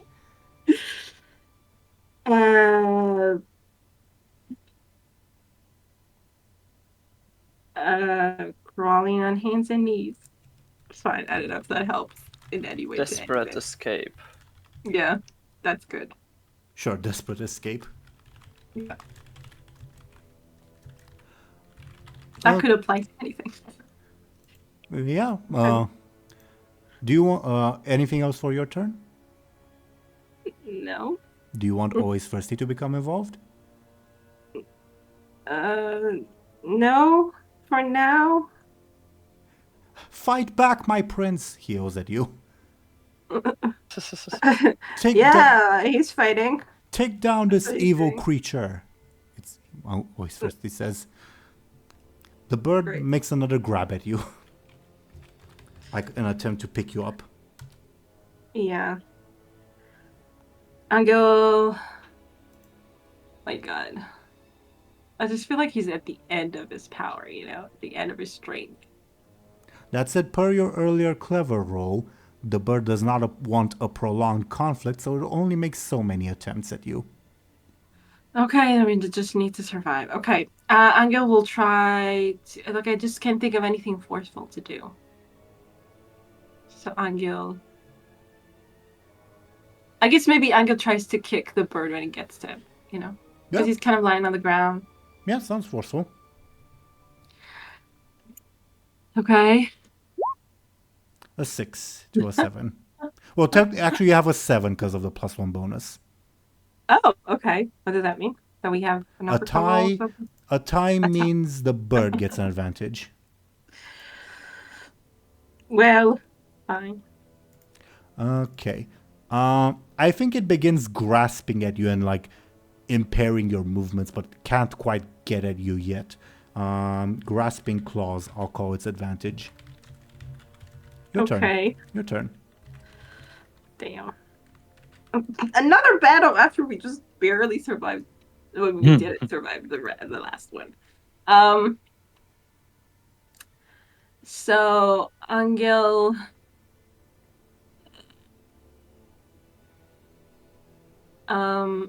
I guess.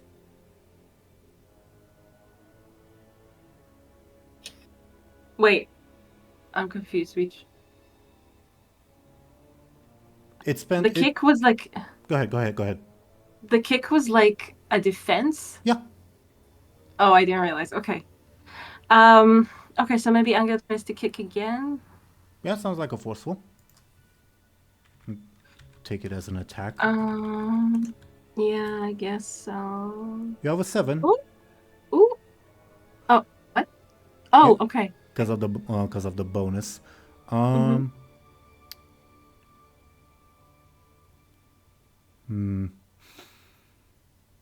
Can I get a flashy from you to see if the bird thinks that it can take you in time or not? Okay, let's see. Flashy. A 4. Okay. So the bird will take 2 points of damage and make one final attempt at grabbing you as you kick it and it lets out a caw of pain. It will take its level 2 stress on that note. Okay.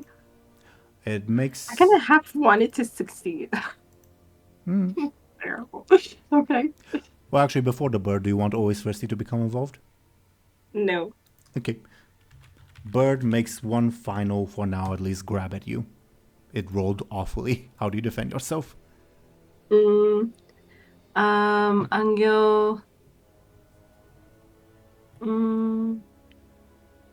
Damn it. Is there anything other that you can do that's forceful?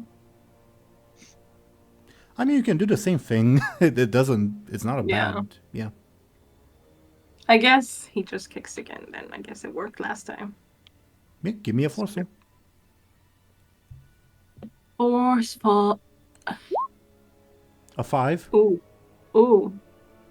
I think, yeah, the bird will spend its advantage in an attempt to get you. You do have your own advantage if you want to use it. Yeah, I guess we'll go with that. Okay. Time means it will create an advantage, but as mentioned, this is its last attempt, so it would like to get away, basically. Basically concede the fight in terms of game mechanics. Oh, so it's over? Could you repeat All that? right. Could you repeat that? It It's cut off. over? It's over? Yeah, because over? basically basically it perceives you as too strong to take down quickly before the rest of the town notices. Okay, interesting. So, again, it is conceding the fight. Do you have any terms for its concession? Can the terms be explain who you're working for or something like that? Yeah, sure. It will impart some villainous words as it departs. Yeah, Awesome. as most like young cartoon aimed villains do. Yeah. Not just young. Yeah. Yeah. I mean, when I say young, I mean aimed at young people. The cartoons. No, I mean like it also happens in a lot of shows too. True. Like, supposedly for adults.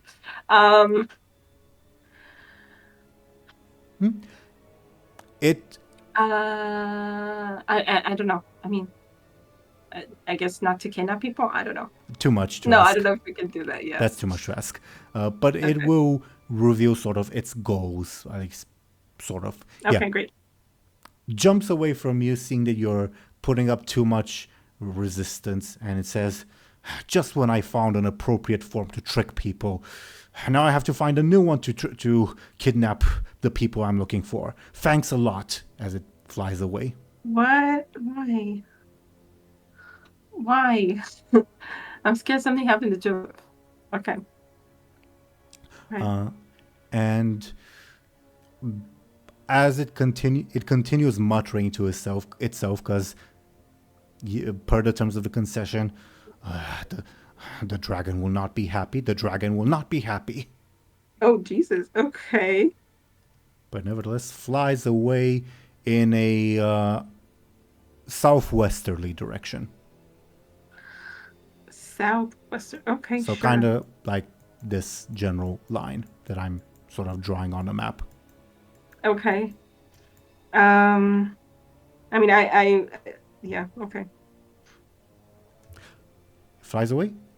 Always thirsty. Sure. Rushes for you. Are you all right, my prince? I think Anghel passes out now.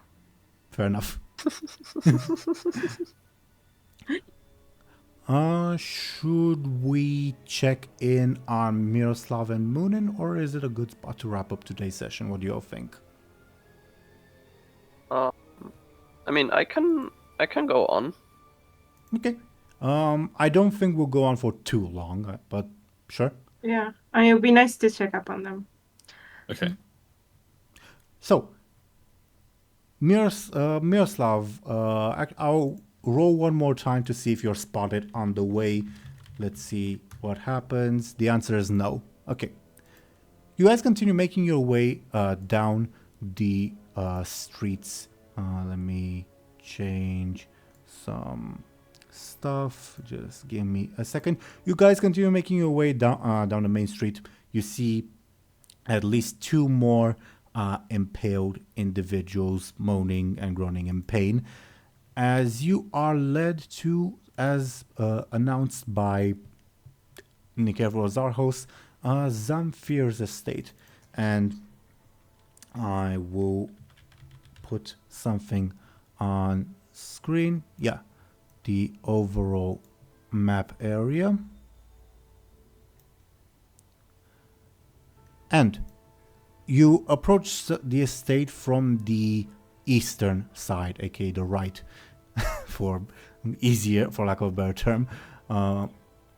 And as you approach, Miroslav, I don't believe you've ever been here before. I don't believe Ophelia has very close ties to the typical owner of the estate.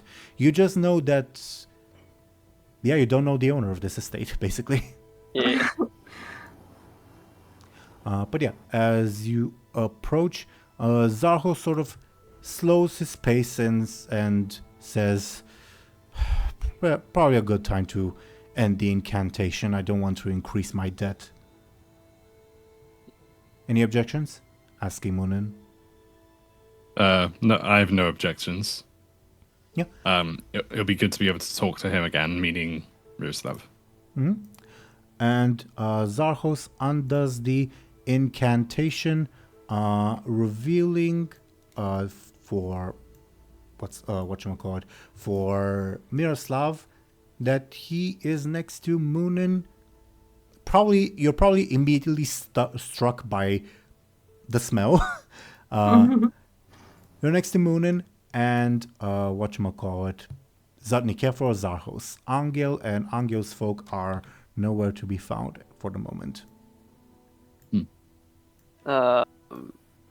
Miroslav would, like, at the sudden smell, like, for a second, like, react to it, but then return to just not having any visible reaction to the smell, and be like, where is Anghel? And where's Rebob?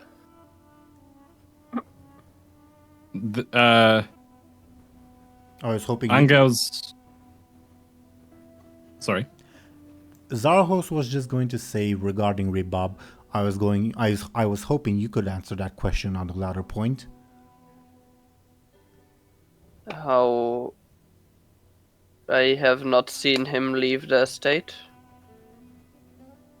Looks worried.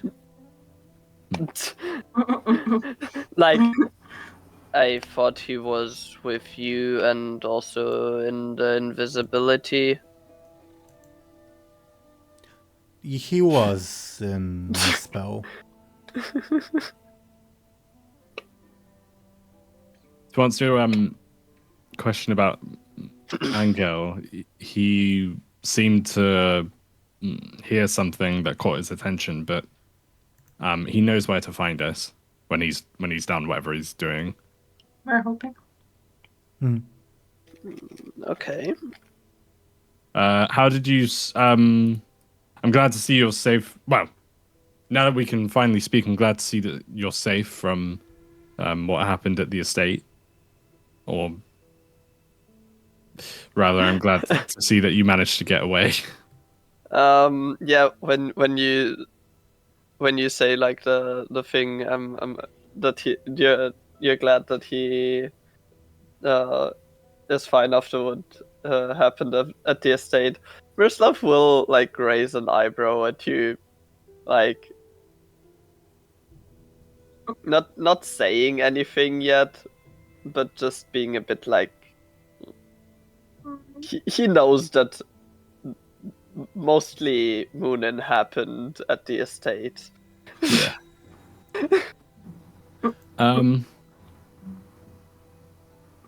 That's. I'm also glad to see you've come to your senses.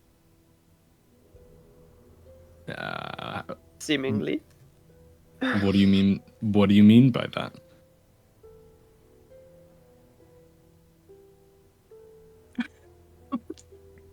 Stunner. Nikevoros, I think, would interrupt this awkward pause and say, "It's best we talk inside. Come, we have food. We have food ready. A place for you to rest. I'll send someone to find Anghel. Was it? Yes, that's right. Come. Come with me."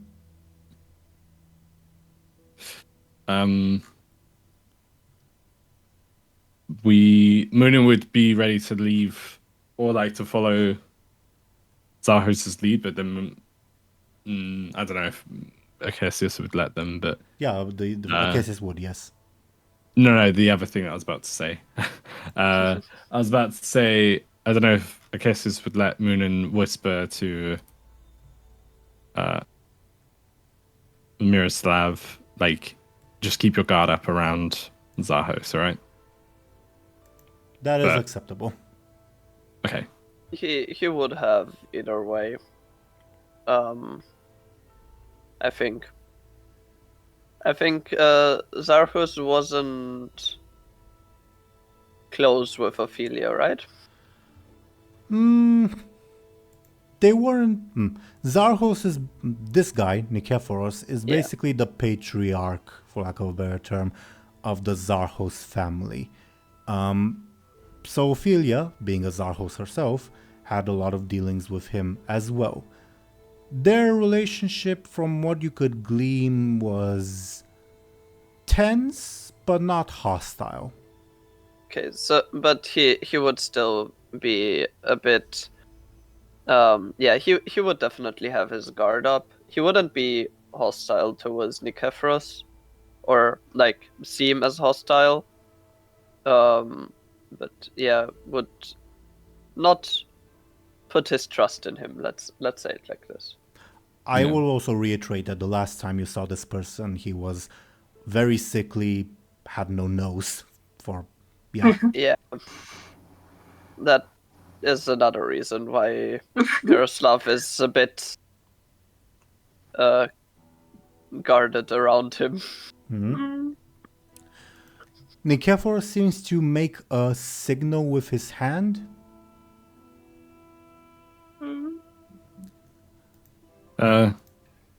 You're not allowed to express surprise, Deli. Okay, I am surprised. Why did he do the thing with his hand, sorry? I'll message you the answer. Okay. Feel free to say that out loud or not, but also obviously Miroslav has no idea what's going on, I imagine. So he will say, come along. He would follow, but keep a healthy distance. Just like Muninn would as well, but they would be behind. Yeah, Muninn would as well, but they're not as obvious, or they're trying not to be as obvious that they don't trust Sahos. And as you reach like the little tent on the map, you will see some watchmen, guards, basically pause as your group approaches, and then they notice Zarhos and they sort of back away, letting the group pass. You think you hear some of them whisper about Muninn's smell. But yes, yes. As you continue along, you hear a semi-familiar voice say, "Are you well, Father?" Ooh. As this familiar individual walks towards your group. What was his name?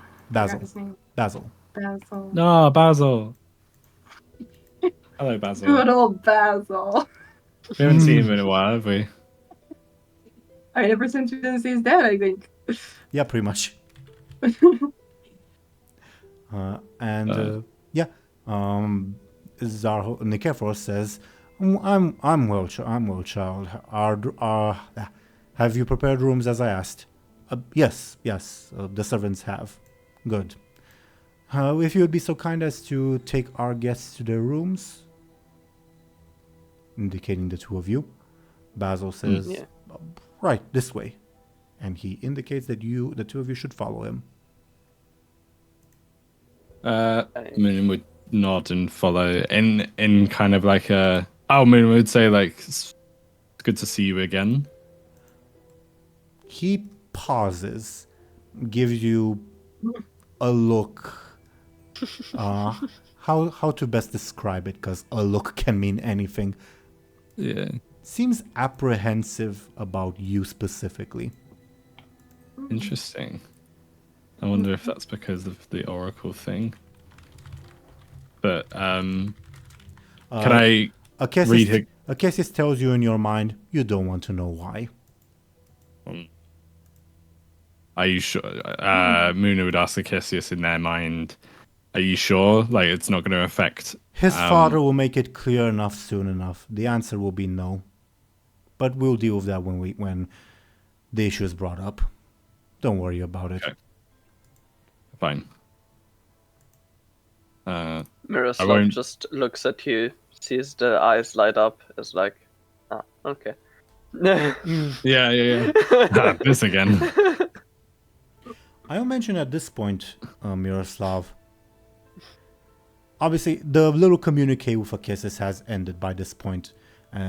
Muninn's eyes, even when they're not directly communicating with Akessis, do continue to keep a lingering white, for lack of a better term. A lingering white glow. Okay. Have I still got my... I just remembered. It's... I'm wearing a blindfold, aren't I? Still. No. Yes. Oh, maybe. I'm not anymore. I thought you just kept your eyes closed when you were pretending to be blind. Oh, okay. I don't remember. Yeah, I think you said you just closed the eyes. Yeah. Okay. And I'm not pretending at the moment, I don't think, anyway, so... The only item of clothing you have on you are your trousers. Yeah. I think I would, just to, so we're on the same page, I think Muna would close their eyes to make, mainly to make use of the, I always call it Demon Hunter vision, but like, that's probably got to think of another name for that for people who don't play WoW. We'll just call it your otherworldly sight as an oracle. Yeah. Oracle's sight. I like that. Yeah. If you're wondering, Basil registers in your sight as a normal human. Okay, that's good. That's good to know, especially with what happened to, because obviously we didn't see it happen, but especially with what happened to Anghel, I guess that's a good. Yeah, that you would have immediately been able to tell, even if Akessis wasn't whispering in your ear, you would have immediately been able to tell that that's not Joseph. Yeah. Well, damn. Hindsight, I guess, I don't know. Should have gone with, yeah. I mean, I knew he was suspicious. Anghel is just out of it. I don't know if he would have. I don't know. Whatever. Anghel is indeed out of it. I do not blame Anghel. I think most people would have reacted this way in this circumstance. Yeah. But yeah, Basil gave you this weird look when you said, "Yeah, it's good to see you," and he doesn't reply. Looks at Miroslav. Would you have known Basil? Maybe. Like he usually would have hung out with his father, Nikephoros. He's the 13th son, so, he's a bit down the line of succession, proverbially. Up to you if you think you would have had, like, a personal relationship with him. Personal relationship as in a potential friendship or whatever. Up to you. Me as a player, I don't know enough about him. He's a shy boy who likes his books. Maybe... But maybe Miroslav would have talked to him if, like, Miroslav likes stories, he just can't read, so depending on whether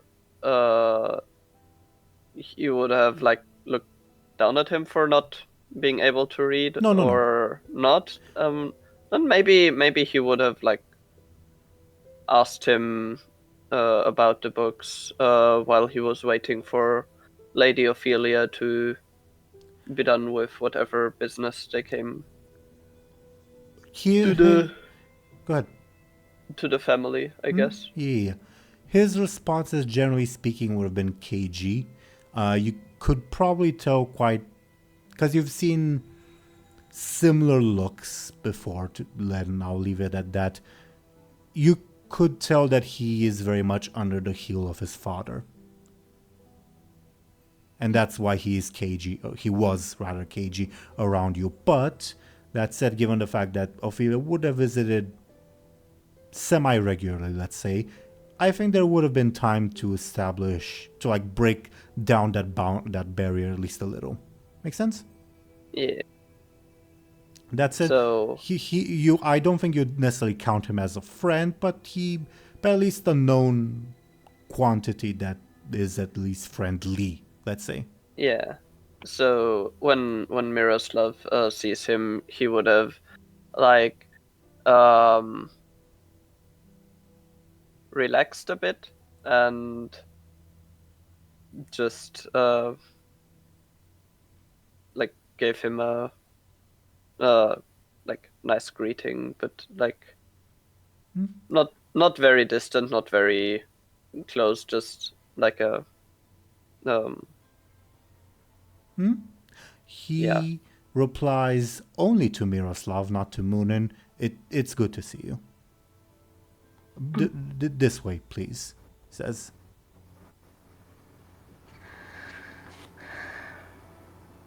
Miroslav would be like, yeah, it's good to see you as well, and your father seems in good health. Again. He, I think, would be unable to hide his unease and says, yes, he is. He does not want to talk about the topic more. Yeah, Miroslav also won't talk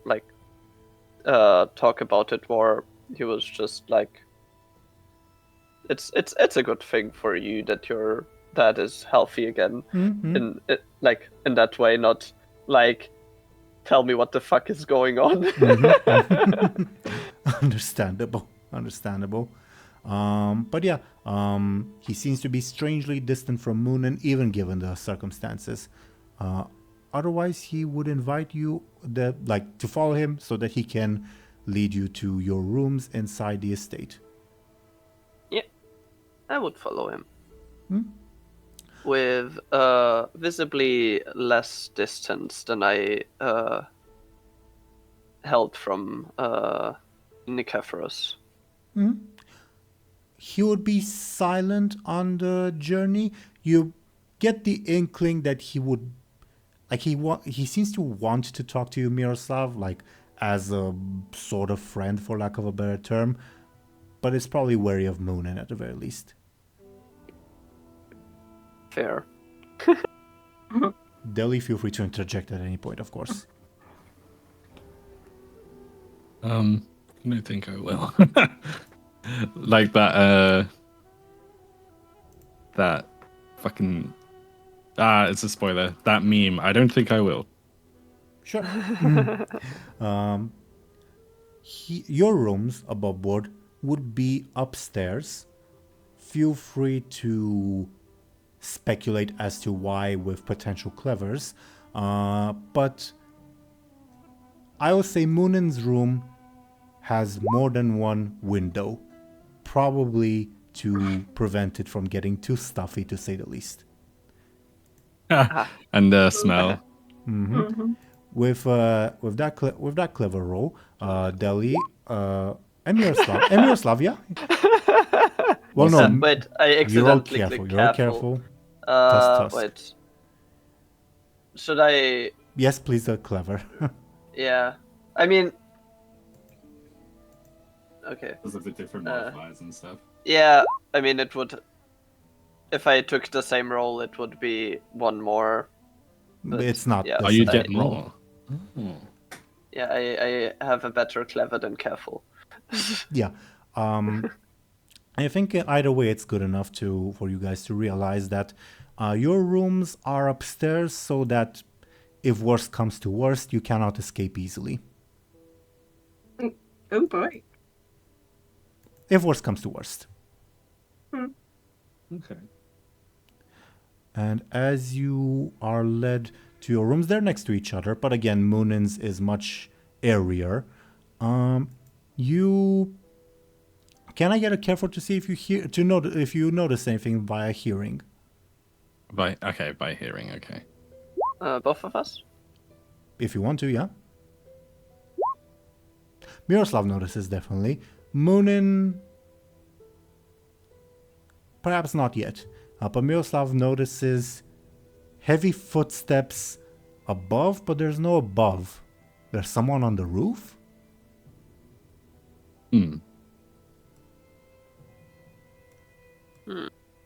But otherwise, Basil says, these are your rooms. He looks at Miroslav. I'd like to catch up. I'm usually near stables, if you'll be allowed there. It's good to see you again, he says to Miroslav specifically. Gives Muninn a distant look on that note.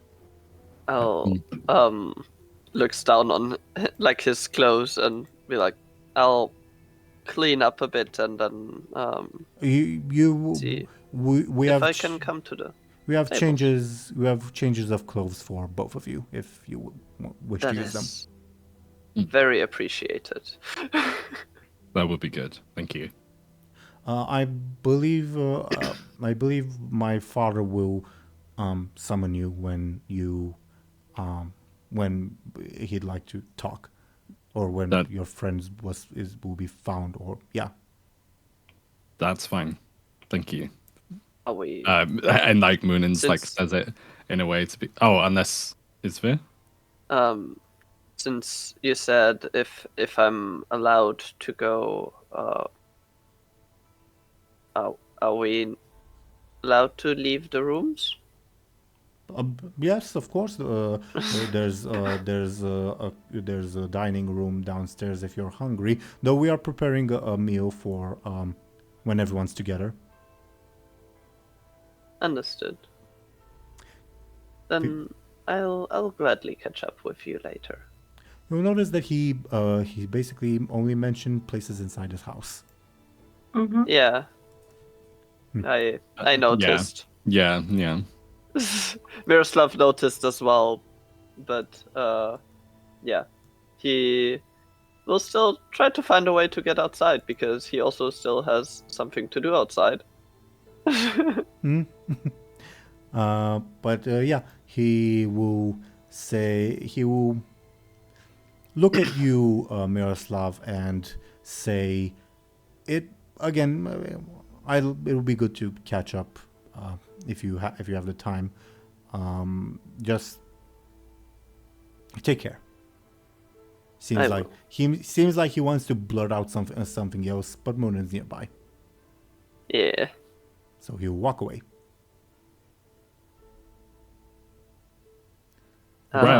Once he's further away, Miroslav would like point up and say to Muninn like something's on the roof. Really? That's unnerving. As my eyes glow, Muninn would go to say something, but then stop, and then just say, "Should we freshen up a bit? I feel like." Yeah, and if you'd like, I can. Since you asked before we came here, I can help you shave your beard. You are a leather worker, not a barber, right? Above board, the tool's the same, a knife. The tool's the same, and also the one thing kept very well on Miroslav is his beard. He takes good care of it. So I wouldn't pass up the I guess sort of, what's the word? Not confused by the question, but like taken aback by it a little bit. Muninn would joke and say like, "Do you not like my beard?" You were the one asking me if I can help you with it. Really? I don't remember that. Yeah. Well, You It's fine if promised. so. You're also promised. yeah, you're also compelled to shave. Yeah. Yeah. Yeah. That's fair enough. I just forgot that I asked you to help me. In which case, forget that I forget I my mean, joke. they can still be confused, like just because it was very out of the blue right now. I guess So I can repurpose the joke and say like, wow, you seem eager to get rid of my beard for someone, you know. But I'll to round it off, moving and say like I would appreciate the help though. So thank you. I mean, I feel like the new clothes that they'll provide us would come in handy too, considering, you know. yeah. Muninn, I guess like Muninn would like lead the way into their assigned room, and then like if there's like a table, Muninn would like empty their pockets onto it, and more specifically, their like the letters and the cylinder. And as they like they'll find a chair if there is one. And if there is one, they'd sit down on it and point to the like letters and say like, we managed to get these from the people inside the estate. No idea what they say, but they're important. I know that. And like in a Sweeney Todd, like in a scene from Sweeney Todd, like Muninn would like tilt their head like back to let Miroslav do his thing. Is there like a bowl with water or something? There would be. Okay, so Miroslav would position that like if it's like a bowl standing somewhere, he would position it on the table next to Muninn, or if it isn't, he would like tell Muninn to like move with the chair next to the water. It's on the table. It's specifically meant for washing your hands before a meal. Yeah. Well, Miroslav would use it to like partially like wash Muninn's like lower part of the face so that he can shave and not hurt Muninn and get to work. Yeah. Yeah. Is this a good spot to end today's session, or is there anything else from you guys? I guess Muninn would ask, I do have something, but it's because it's a stunt. I don't know how Miroslav would ask this. Or answer this, sorry, not ask. Muninn would say, like, as we left the estate, we noticed and walked through the path of fire. You seem to appear from nowhere. Not that we can talk. We were cloaked by the power of Cassius for a little while, but is there anything you want to tell me? As a slave, you get good at not having a presence.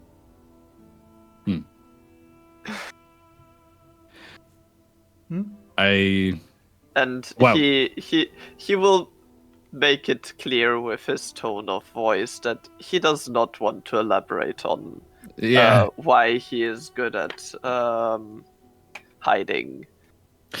Well, speaking as Muninn, well, I will say it was quite impressive.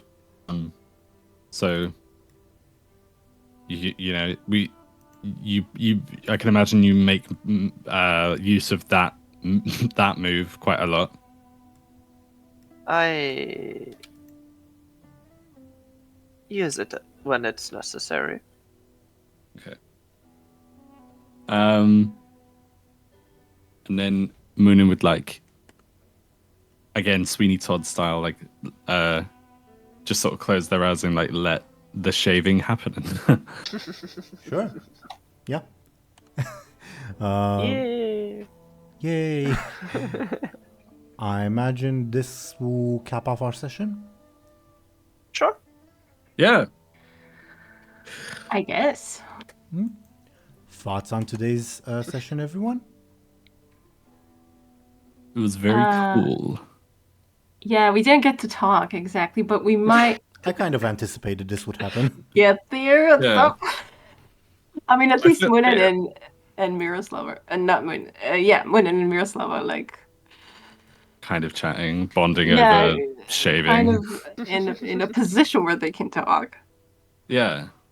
I think I feel like we probably could have talked for a little bit longer, but then obviously but as it was like towards the end of the session, so that gives us an opportunity to talk more like next time, if you know what I mean. Yeah, exactly. Yeah. I couldn't believe Anghel got swooped up like that. Almost. Yeah. It was such a heartbreak. Yeah, because you think you finally like found like a connection to Willa in some way, but Finally found her again. No. I am curious. Obviously, Anghel fell for it initially. You don't have to answer this question, but did Show&Tell also fall for it? No, I said it was suspicious. I knew it was probably bad. Especially when we said that the leg was, Fair enough. Fair enough. that's fair enough. Am I allowed to talk about the DMs that you sent me, Teeironor? Depends on which ones.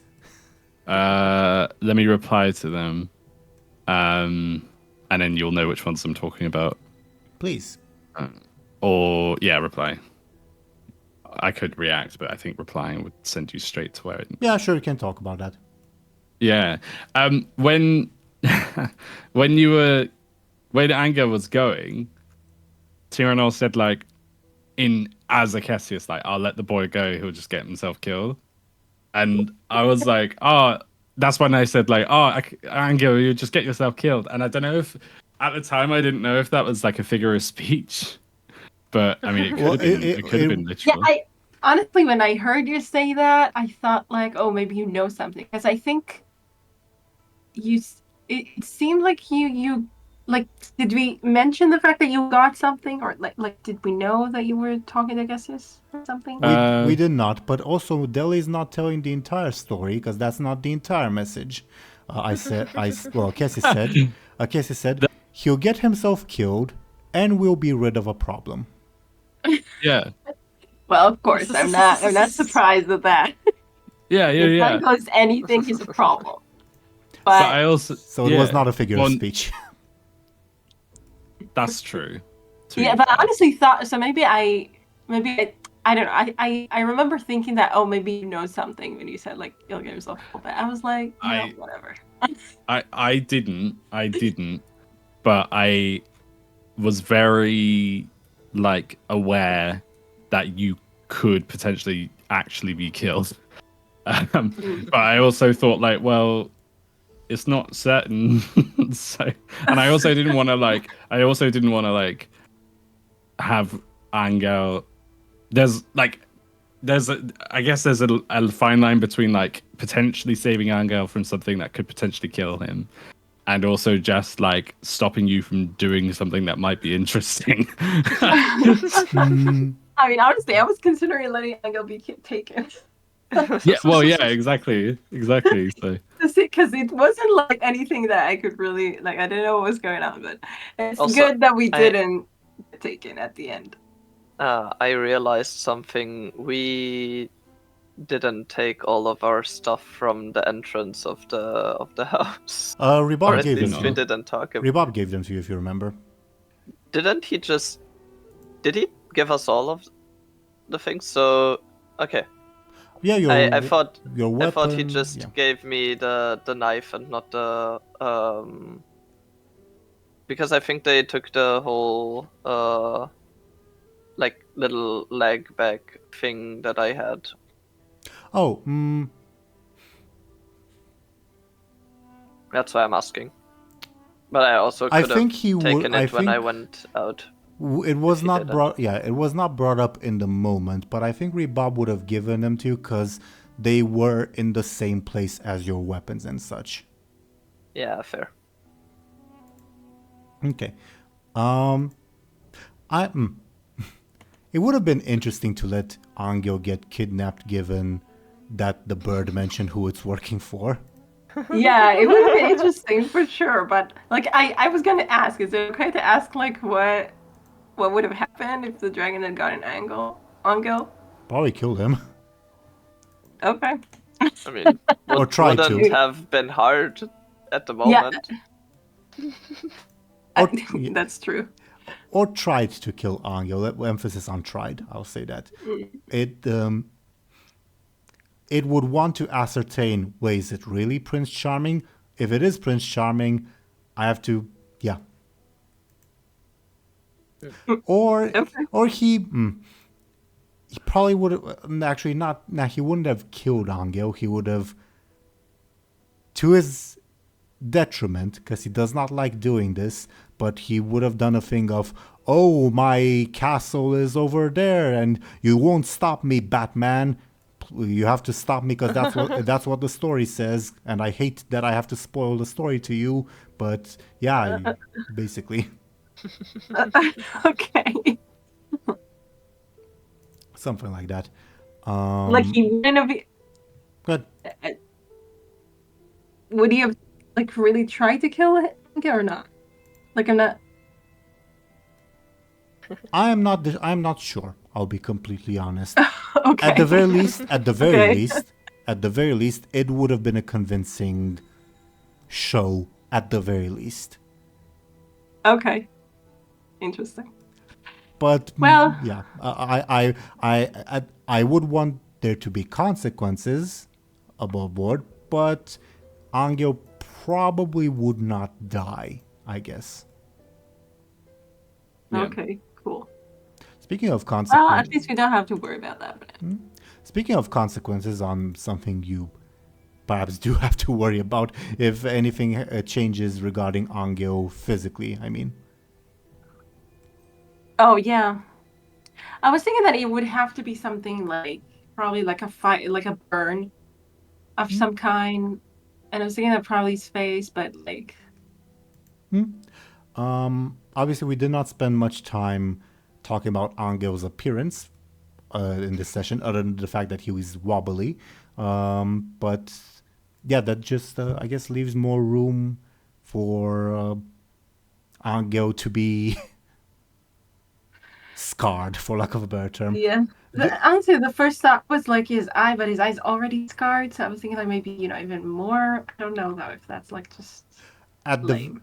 At the very least, according to this session, we know that at the very least he has his legs and at least one arm. Yeah, and no, I think it's gonna be on his face. I think it's gonna be in his face, but like I'm just like not sure. Ugh. Something to think about. Something to think about for the future. What else happened this session? You guys finally got out. I'm very happy about that. You got the stupid cylinder thing already. And before we forget. Yay! Yeah, that was. Yeah, oh my great. god. And before we forget about it, by the time of next session, what else? Oh, I guess going in order. Thoughts about how the prince wants to announce his wedding to the world? Ew, Huh. fuck, dude. Very Questionable. very Kaiser coded, I think. If you know what I'm saying. From Fallout New Vegas, I imagine. Yeah. Oh, in Fallout New Vegas, he crucified people. He didn't impale them. I don't know which is Yeah. worse. Hard to say. But I feel like impaling, at least you die faster. No, potentially. people who are impaled usually live for about 3 days. Oh. Oh my god, that's horrible. It is, yeah. Okay, this dude is a menace. To say the least. I say 3 days because there's not a lot of blood loss, But Yeah. So do they die of like starvation or something, or what? Organ damage and first. Not necessarily in that order. Yeah. Seems about right. God.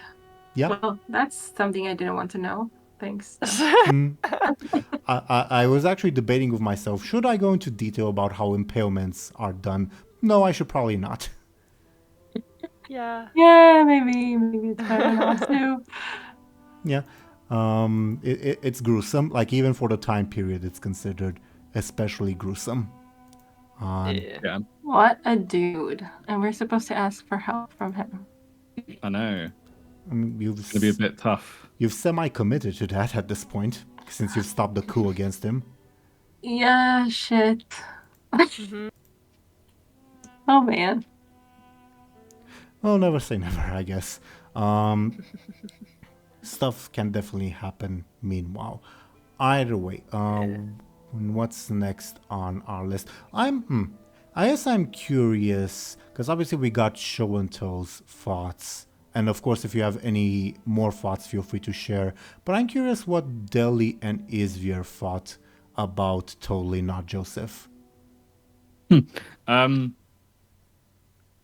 I really I knew it was suspicious. Even like I don't know. I feel like Yeah, we was both only said it was suspicious at the time, I think.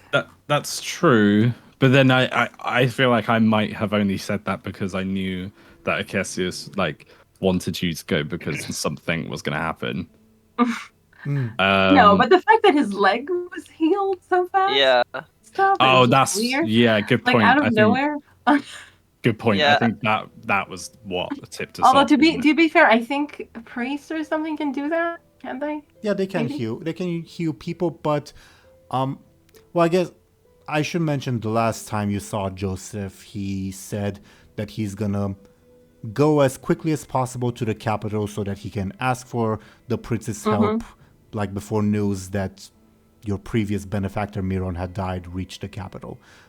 The next piece of news you got of Joseph was from the two constables who said, yeah, we found this annoying singer and we broke his legs, but he apparently continued to ride on because apparently he had some important mission to do. His words. Jesus. Yeah, okay, so it makes sense that we wouldn't just linger in if Marquez on there. Probably not. Although it's not impossible, but probably not. Yeah. I mean, Yeah, well, Anghel was just as a player, I thought like, okay, it's probably connected to some god, since like Nikephoros also got healed by Akesius, so I was like, okay, maybe it's one of the other gods, because if he was with Akesius, then probably Muninn would have also gone there, or would have been like, yeah, he's gonna come to us later anyway. So, yeah, I just thought it had something to do with a god. I didn't. And also, like, okay, maybe it is a god using a person's form. Could also be like it happened with the servant boy. I don't remember his name right now. Timberic, yeah. When Timberic, exactly. Nictelios assumed his form to kidnap Illona, basically. Yeah. Oh yeah, I was scared that, the bird said something like, I finally found a good disguise. Or something. Yeah, a good disguise, yeah. Like, I don't know what that, like, where did he get that disguise? Like, why Joseph of all people? A question for the future. Yeah, I'm worried either something happened to Joseph or I don't know what, or yeah. But okay. Noted. Anything else that ought to be mentioned? Well, I mean, there's something that I would want to ask you guys, but the only possible answers from you all would be, oh yeah, that's weird, but we have no answers to it, because of course you don't, so I'll just not ask it, I guess. I'm curious as to what what is that could this? be, but What is that? The fact that Nicephor Zarhos is acting like your host and the owner of this estate when you've been told that this estate belongs to someone else. Right. So he killed him. I know it. I wouldn't necessarily go that far, but it's not out of the question, I guess. I mean, Okay. I'm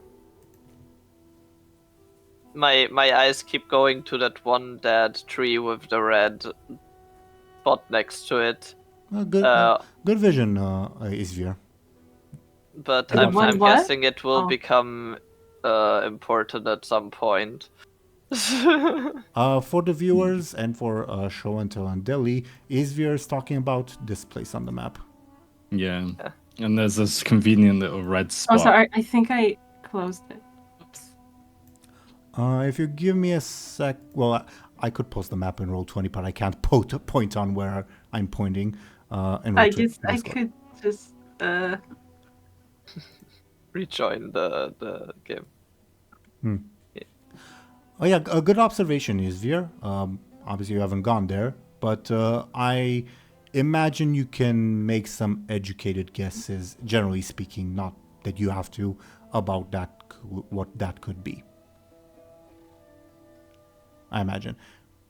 While we wait for Show&Tell to log in, and let me know when I can ping to show you where it is. You can now. This place. Pings are not really going through, but this place. Oh, there's something red underneath, like blood. He buried Yeah. this dude. Right. Or with the Kessis is all made him fucking explode on the spot. Because that's why there's... Something. Sorry? Or it's just for sacrifices. Yeah. Oh, yeah, Do maybe. what though? To do what? And where is Sac- the owner? Oh. I was going to say to sacrifice... Yeah, I don't know. When you say sacrifices, I thought, oh, yeah, sacrifices to Akessius, but then you can't sacrifice people. So... Oh, Yes, no, I didn't think animals people, also but have blood, though. That's true. But Like, least yeah, you know- animals, but what to have a kisses do what? I mean, I guess all sorts of things, but yeah, just we may never know. When I say to show the owner. yeah, the owner could have been killed, but the owner wouldn't have been a sacrifice, is what I'm trying to say. Yeah. Yeah. Interesting. But- but credit to Izvir for spotting that little detail. I will mention. Good eye. Yeah. Good pun. I thought. I did think to myself. Oh, I did make a pun just now, but I'm gonna shut up about it. I mean, we do need a. Well, maybe still need a new good eye. We do. We do. Oh God. Poor good eye. Yeah.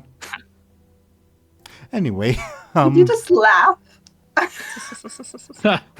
who are you asking? Me, right or not? Yeah. Yeah. Poor guy. My God. Izvir, it's funny because Muninn killed the previous good eye. I think I remember. My Or God. it was mentioned in one of the episodes that I did watch in preparation for joining. I appreciate the work you put in. Anyway, is there anything else that's worth mentioning? I don't think so from me. So do you all? Well, there is one thing, but I don't remember if I only mentioned it to Deli, or if Deli mentioned it to everyone else or not. Deli, reply to the thing I mean in chat, and you tell me if you told everyone else or not, okay? Okay. Yeah, I told everyone about the centaurs, yeah. Yeah, that. Yeah. Yeah. So about how that they- was Wow. that That's was the great. horses that I heard, right? Yep. Yeah. Okay. To pick off. Because Yeah. Yeah. That's great. It's just great. Everything's Lovely. great. Yeah, it's great and lovely. at least they... Would they be centaurs that we know, or just like? I cannot answer that question. Okay. Go ahead, Ellie. I mean, because we scared them, right? What did we do with them? Oh, Anghel, I think, hurt the leader or something. Yeah, you dueled the leader and hurt him. Yeah. Yeah, so they could be the same people. With the priest, right? Monks. I don't know. Yeah, when you saved the Whatever. monks, yeah. Good memory. Yeah. What were you going to say, Deli? I think I was going to say something that we just said, just differently. So, yeah. But yeah, I mean, at least we're not going to see them again. As in, soon, maybe. I mean, maybe we will, I don't know. Who knows? Yeah, and I guess there's not necessarily much else to say about that. Unless, of course, there's anything from you guys. And not much else left from me either. So is there anything you all would like to bring up as to what happened in this session? No. Yeah, I don't think so. Izvir? No, I don't think I have anything to bring up. I'm kind of happy to like that Miroslav and no, I can't remember his name. A friendly Oh, Basil. Basil. Basil, yes. 3 different Basil. ways of saying that name in just a couple seconds. And it's not technically the correct pronunciation would be something like Basil, but that's I for simplicity's sake I use the English pronunciation and we still got it wrong. Basil. Yeah. Yeah, it would be Basil. Well, Basileos, something like that. Anyway, doesn't matter. Okay, then, dear viewers, thank you for watching and listening to us. I would kindly ask these people to talk about what they're doing, what they're up to, etc. I've wrote some dice in the background.